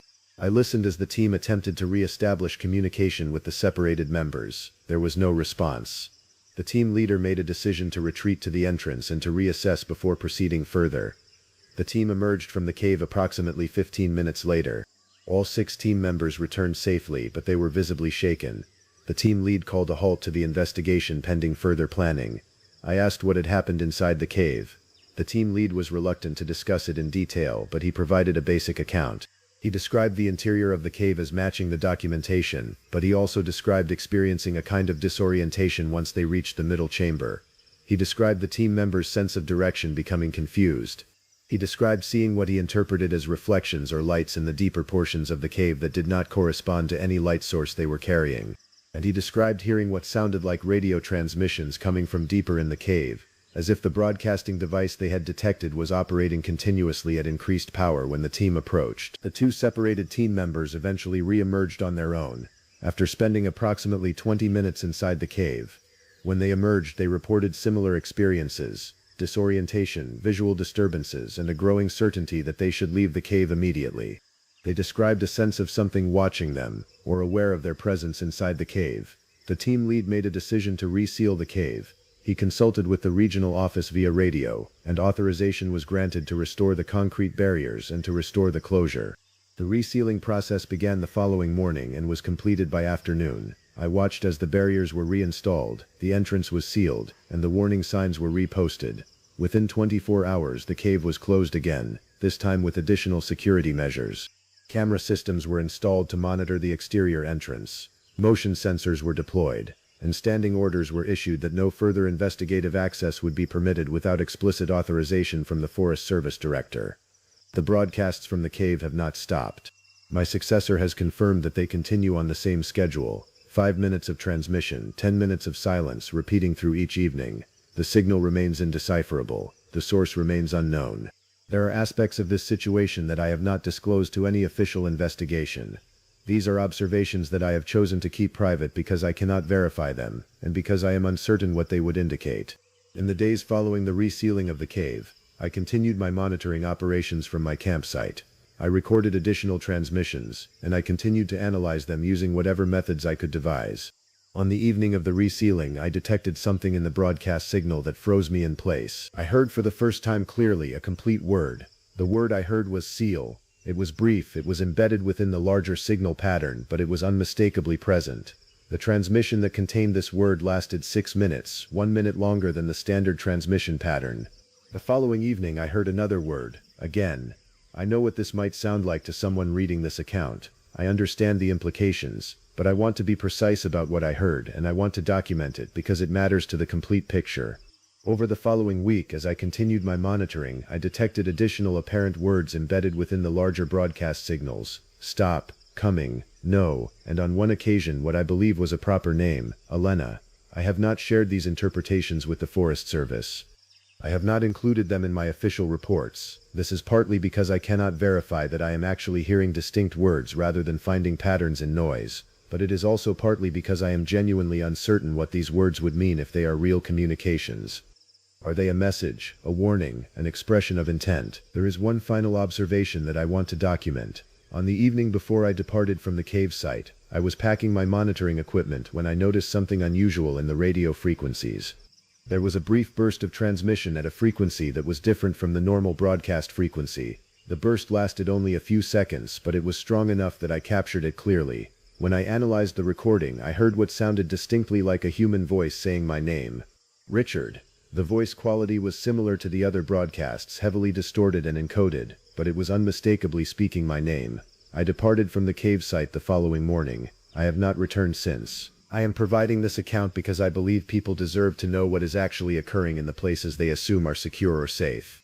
I believe the closure of Granite Passage Cave is appropriate, but I also believe that the nature of what necessitated that closure deserves to be acknowledged more honestly than it has been. There are those who will read this account and will attempt to construct rational explanations. They will suggest equipment malfunction. They will suggest that I am experiencing psychological effects from the stress of investigating an unsolved situation. They will suggest coincidence. There are additional resources and detailed technical documentation available to channel members who want to pursue deeper investigation into the broadcasts and the signal analysis. I will not argue against rational explanations. I only know what I experienced, what I documented, and what I believe the evidence suggests. I know that something is broadcasting from a sealed cave. I know that the broadcasts contain patterns consistent with communication. I know that an official investigation team experienced sufficient disturbance to abort their mission. And I know that whatever sealed that cave in 2009 remains sealed in 2024, by choice, by necessity, by some combination of both. I still live in Montana.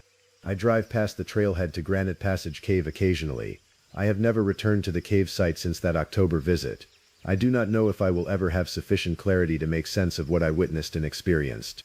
But I know that somewhere beneath Bitterroot Mountain, a sealed cave continues to broadcast messages into the darkness, using frequencies that most people will never hear, containing information that official channels seem determined never to fully acknowledge or explain. If you find yourself responsible for a location that has been sealed or closed to public access, if you receive reports of unusual signals or transmissions from within that location, I want you to consider very carefully whether reopening it to full investigation is actually the correct course of action. I want you to consider that there may be reasons for closure that are not fully documented in the official record. And if you are working in park management or wilderness administration, and if you receive reports of voices calling names from sealed locations, I want you to listen very carefully to those reports. Because in 14 years no one has convincingly explained what happened to the two individuals who entered Granite Passage Cave in September of 2008, and something in that sealed location continues to call out, continues to broadcast, continues to try to communicate with the world outside. That is the information I want on record. That is the warning I want to leave behind. 5 rangers, 5 different mountain regions, 50 combined years of service across the National Forest system, and 5 accounts of things that official channels never acknowledged but that every ranger who worked long enough learned to accept as true. These are their stories, the ones they waited until retirement to tell, when there was nothing left to protect or lose. If you work in park management, wilderness administration, or search and rescue, or if you hike in remote areas and have encountered things that official explanations failed to adequately address, stay with me. Subscribe and share this with someone who understands that bureaucratic silence sometimes masks knowledge that matters. These stories connect across geography and time, revealing patterns that suggest something systematic is happening in the mountains that the people in charge have learned to contain rather than explain. The elevation rule. I spent 27 years as a park ranger in the Sangre de Cristo range of Colorado. I worked primarily in the high country, the zone above 11,000 feet where the alpine tundra begins and the forest gives way to open terrain. I was good at my job. I knew every trail, every water source, every hazard in my district, and I learned very early in my career that certain elevations followed different rules than others. The rule was never explicitly stated in any manual or policy document. It was knowledge that was transmitted from experienced rangers to newer rangers through careful, cautious conversation. The rule was this: never search for missing persons above 13,000 feet without supervisor authorization. Never initiate rescue operations in that zone without first reporting to the ranger station. And if you are working in that zone and you encounter someone who says they are lost, you are to guide them down below 13,000 feet before attempting any other intervention. When I was a junior ranger, I asked my supervisor why this rule existed. His response was minimal. He said, "People behave differently at that elevation. Judgment becomes unreliable. It is safer to get them to lower elevation before attempting rescue." That answer did not satisfy me, but I accepted it. Over the years I worked with dozens of rangers, and I never found a single one who could articulate a better explanation for the rule. They all acknowledged it, they all followed it, and they all seemed to understand that asking too many questions about it was not welcome. But I did notice patterns. I noticed that missing person cases in the high country were significantly less common than they should have been, given the number of hikers who visited those areas. I noticed that when someone did go missing above 13,000 feet, the search efforts seemed perfunctory and brief, not reflecting the urgency that typically characterized missing person operations. And I noticed that the official reports on these cases frequently contained language about hikers having elected to descend independently, or having been found at lower elevation without explanation for their initial location. Then in 2008, an incident occurred that changed my understanding of the rule. A hiker named Thomas Webb had gone missing in the high country. Thomas was an experienced mountaineer, familiar with the terrain, and he had reported his intended route before beginning his hike. He was expected back at the trailhead by evening. When he did not return, a search operation was initiated. I was part of the initial search team. We hiked to the high country area where Thomas had reported his intended destination. The weather was clear, the conditions were good. The terrain, while challenging, was not unusually dangerous. We conducted a methodical search of the area, following standard search patterns. What we found was a campsite that had been established hastily. There was a tent, a sleeping bag, and various pieces of Thomas's gear scattered around as if he had abandoned the campsite suddenly. We also found Thomas. He was sitting approximately 50 yards from the campsite, facing uphill, staring at the mountain slope above him. He was unresponsive to our calls. He did not react to our approach. He was simply sitting in the alpine tundra, staring upward. When we reached him physically and touched him to get his attention, he startled as if waking from sleep.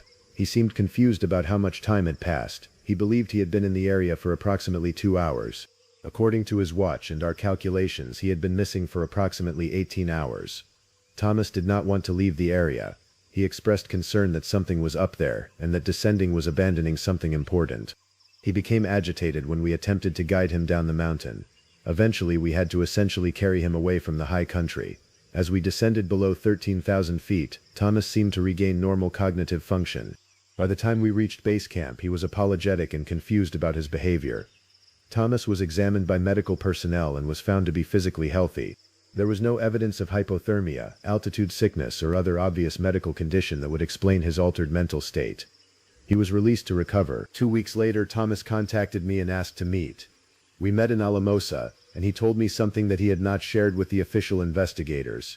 He said that while he was at the high elevation, he had experienced a distinct pull toward higher elevation. He described it not as a voice or an external force, but as an internal compulsion.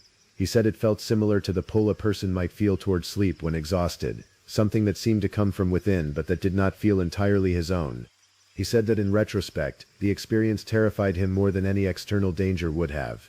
I asked Thomas if this matched any pattern of altitude sickness or hypoxia. He said it did not. He said he was experienced enough with altitude to recognize those conditions, and this was something different. It was a psychological compulsion rather than a physical response to thin air. I reported this conversation to my supervisor. His response was to instruct me not to pursue further investigation into the matter. He said that Thomas's experience was documented, that he was safe, and that further inquiry would not be productive. He also reminded me that the rule existed for exactly this reason, to prevent rangers from being drawn into inappropriate territory at high elevation.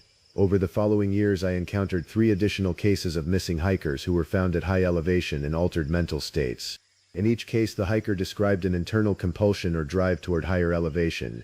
In each case, the official investigation concluded the altered state was attributable to altitude exposure, and in each case the rule remained unchallenged and undiscussed. By the end of my career, I understood that the rule served a specific purpose. It was not there to prevent rescue of lost hikers. It was there to prevent rangers from being drawn into whatever was occurring at elevation above 13,000 feet. The rule protected rangers by keeping them at lower elevation where the effect was absent. I retired in 2017, knowing that I would never have a complete explanation for what I had witnessed and that official channels would never acknowledge what I had experienced. But I knew that the mountains contained something that affected human behavior at high elevation, and that effect was systematic enough and well known enough that the Forest Service had instituted an unofficial protocol to manage it. The last missing person case I worked before retirement confirmed this understanding. A woman had gone missing at 14,000 feet. The initial search was conducted below 13,000 feet. The ranger in charge reported that conditions appeared unsuitable for extended searching at higher elevation, and that they would await additional resources before attempting higher elevation search operations. Those resources never arrived. The woman was later found at lower elevation, descending on her own, confused about how much time had passed. I still believe she was found because she descended below 13,000 feet. Below that elevation, whatever effect was operating at higher elevation seemed to lose its influence. The migration. My name is Catherine Mitchell, and I spent 19 years as a wildlife management ranger in the Cascade Range of Washington. My primary responsibility was monitoring wildlife populations, tracking migration patterns, and ensuring that human activity did not significantly disrupt the natural ecosystem. I earned a master's degree in wildlife biology, and I prided myself on understanding animal behavior at a scientific level. In 2009, I noticed something unusual in the autumn migration patterns of elk herds in my district. Elk typically migrate from higher elevations to lower elevations as winter approaches. This pattern is driven by seasonal changes in forage availability and weather conditions. The migration is predictable, measurable, and consistent from year to year. But in 2009, the elk herds in my monitoring area did something I had never documented before. Instead of migrating downslope in the autumn, they migrated upslope. They moved toward higher elevations as winter approached, moving in direct opposition to the environmental pressures that should have driven them downslope. I documented this observation thoroughly. I recorded GPS coordinates of the herds at regular intervals. I noted the dates of the movement. I collected photographs and video documentation. I reviewed decades of historical migration data to confirm that this behavior was anomalous. The behavior persisted through the winter. The herds remained at higher elevations even as snow deepened and conditions became more severe. Several animals died. We found their remains at high elevation, and cause of death appeared to be starvation or exposure rather than predation. The herds had essentially entered a high elevation zone where food was scarce and conditions were harsh. By spring the herds had descended to normal elevation, but the experience had clearly affected them. Overall herd health was diminished. Birth rates in the following spring were lower than expected. It took 2 years for the herds to return to normal population dynamics. I reported my observations to the Forest Service. I submitted detailed documentation. I requested investigation into possible causes for the anomalous behavior. The response I received was dismissive. Officials suggested that the herds had experienced poor grazing conditions at lower elevation and had sought better forage at higher elevation. This explanation did not match the environmental data I had collected. Lower elevation grazing had actually been abundant that year. I was told that my observation was noted, but that no further investigation was warranted. The case was closed.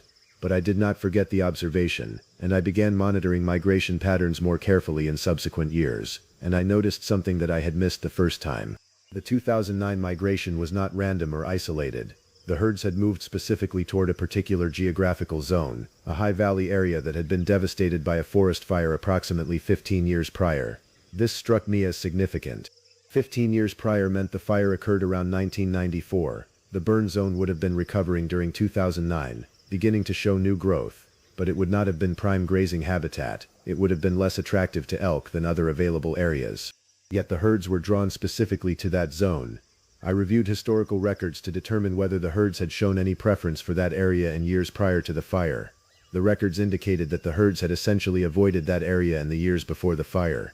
They had preferred other migration corridors. This observation suggested that something about the burned area was attracting the herds despite environmental conditions that should have repelled them.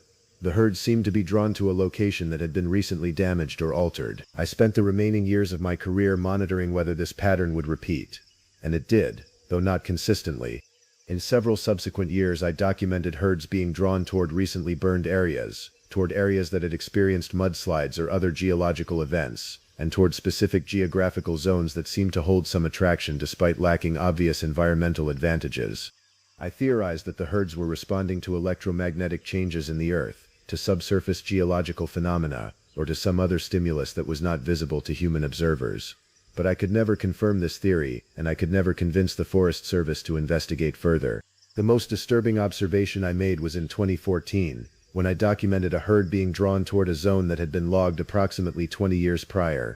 The herd moved toward that zone in autumn, despite the zone being at higher elevation and having less favorable conditions than lower elevation alternatives. The herd spent approximately 3 weeks in that zone, and then returned to normal migration patterns. When I reviewed the logging records for that zone, I found something unusual. The logging operation had been suspended in 1994 after a single worker had died in an accident. The accident report described the death as a fall, and the cause was listed as worker error. But the timing coincided with the forest fire that had so attracted herds in 2009. I never pursued this connection formally. I retired in 2011, knowing that I had observed something that suggested animals were responding to environmental changes or events that humans were not aware of or were deliberately not investigating. The pattern I observed most consistently was this.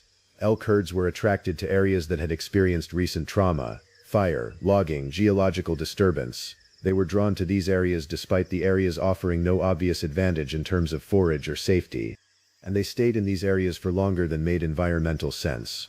I believe the herds were responding to something, a signal, a change in the landscape, or some stimulus that was invisible to human monitoring but that the animals perceived clearly.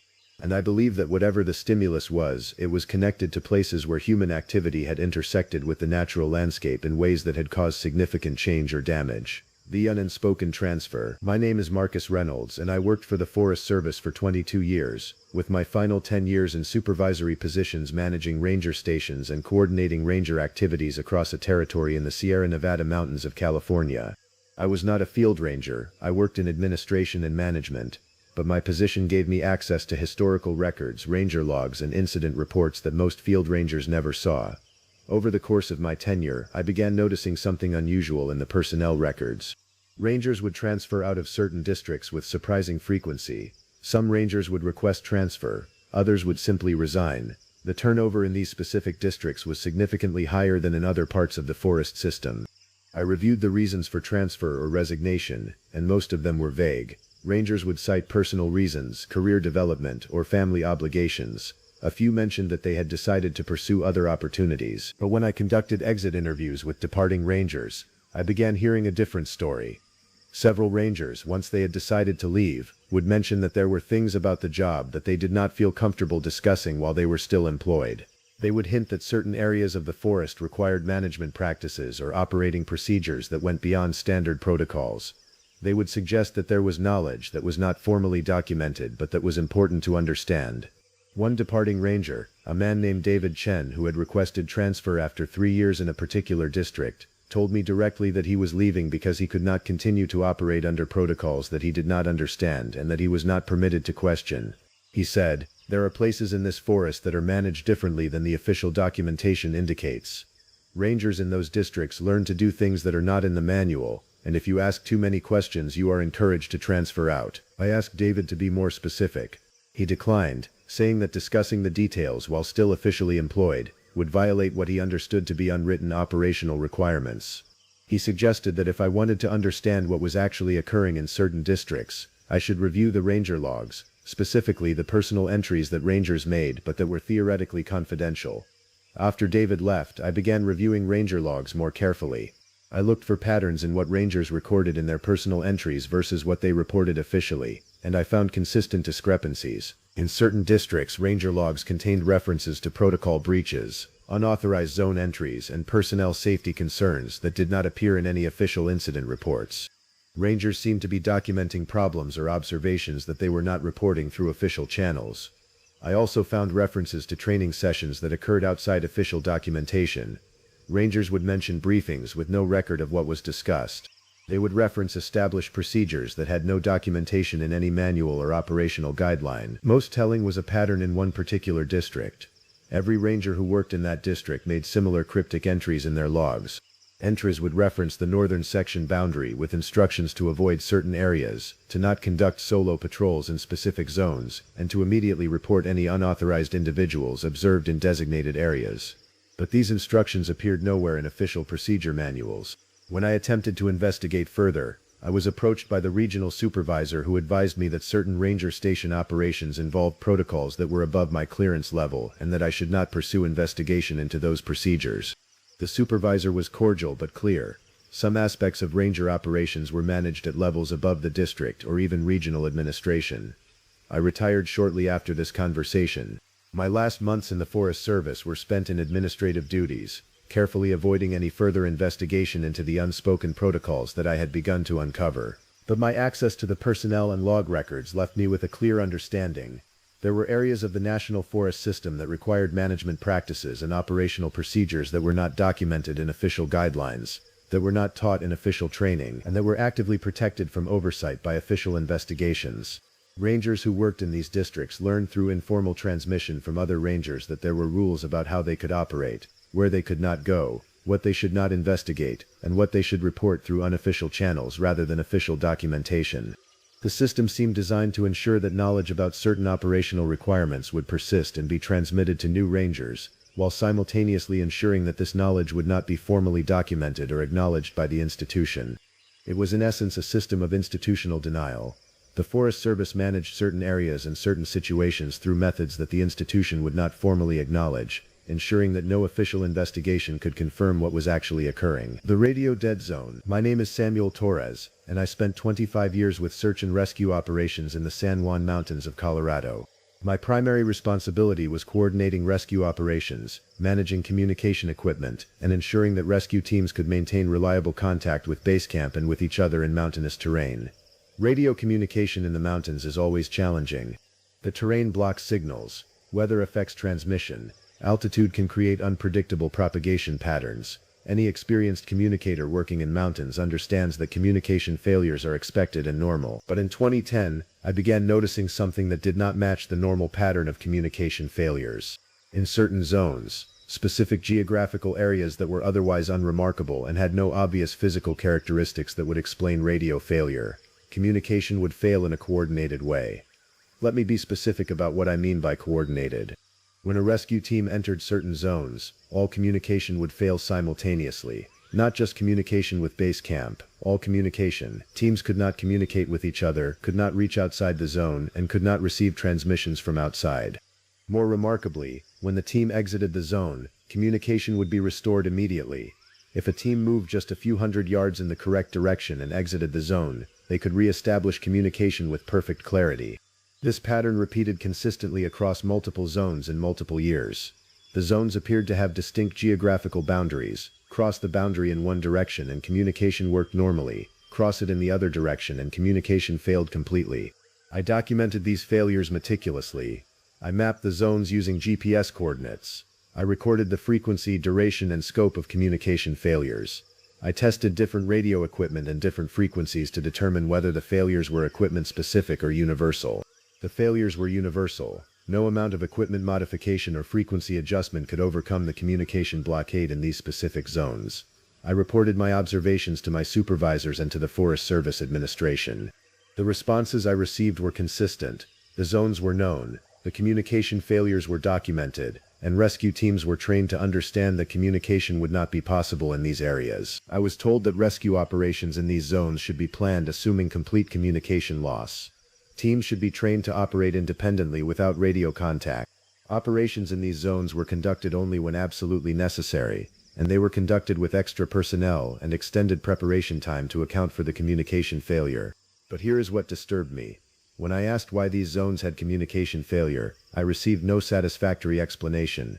The official response was that the zones had unusual electromagnetic properties or subsurface geological formations that interfere with radio propagation. But these explanations did not match the sharp boundaries of the communication failure zones or the consistency of the failures.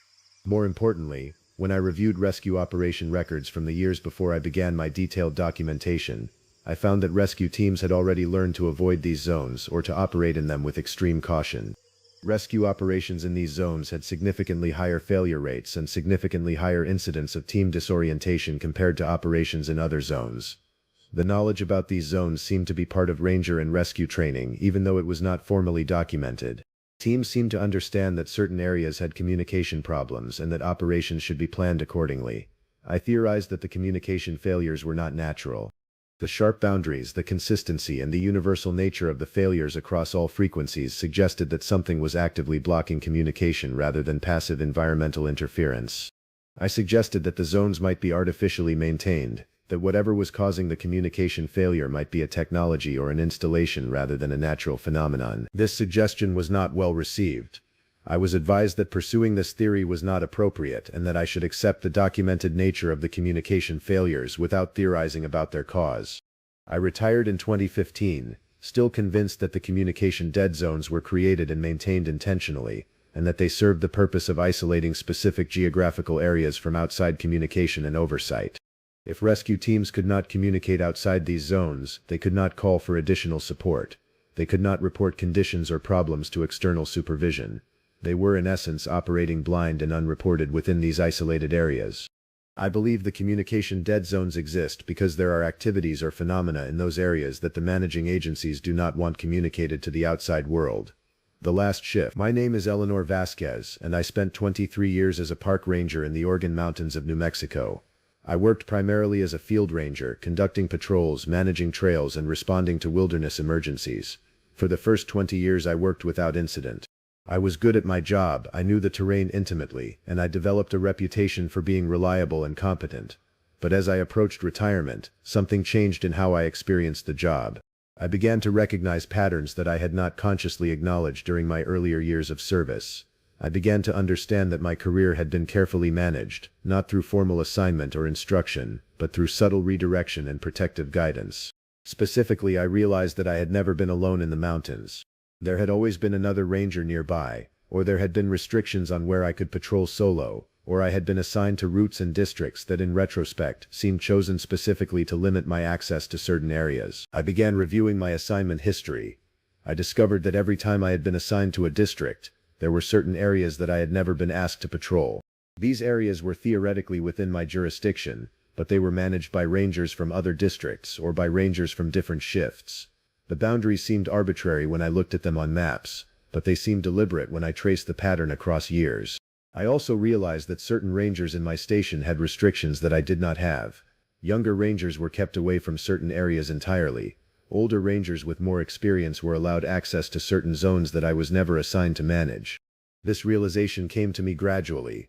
Over months of reflection after I had submitted my resignation and was completing my final months of service. In my last week as an active ranger, I requested assignment to one of the areas that I had never been assigned to patrol in my entire career. It was a remote canyon system in the northern part of my district. It was not particularly dangerous or difficult terrain. It was not a place that required special skills, but it was an area that I had been subtly kept away from throughout my career. My supervisor initially refused the request. He said there was no operational need for a patrol in that area.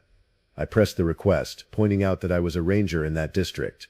The area was theoretically within my jurisdiction, and I should be permitted to patrol any area in my district. My supervisor consulted with higher authority, and came back with approval for the patrol. But the approval came with conditions. I was to patrol only the perimeter of the area, not the interior. I was to maintain communication with the ranger station at all times. I was to return to base camp by a specific time, and I was to submit a detailed report on my observations. I conducted the patrol on my final day of active employment. I hiked into the canyon system, following established routes as much as possible. I documented the landscape, the condition of trails, and any management needs.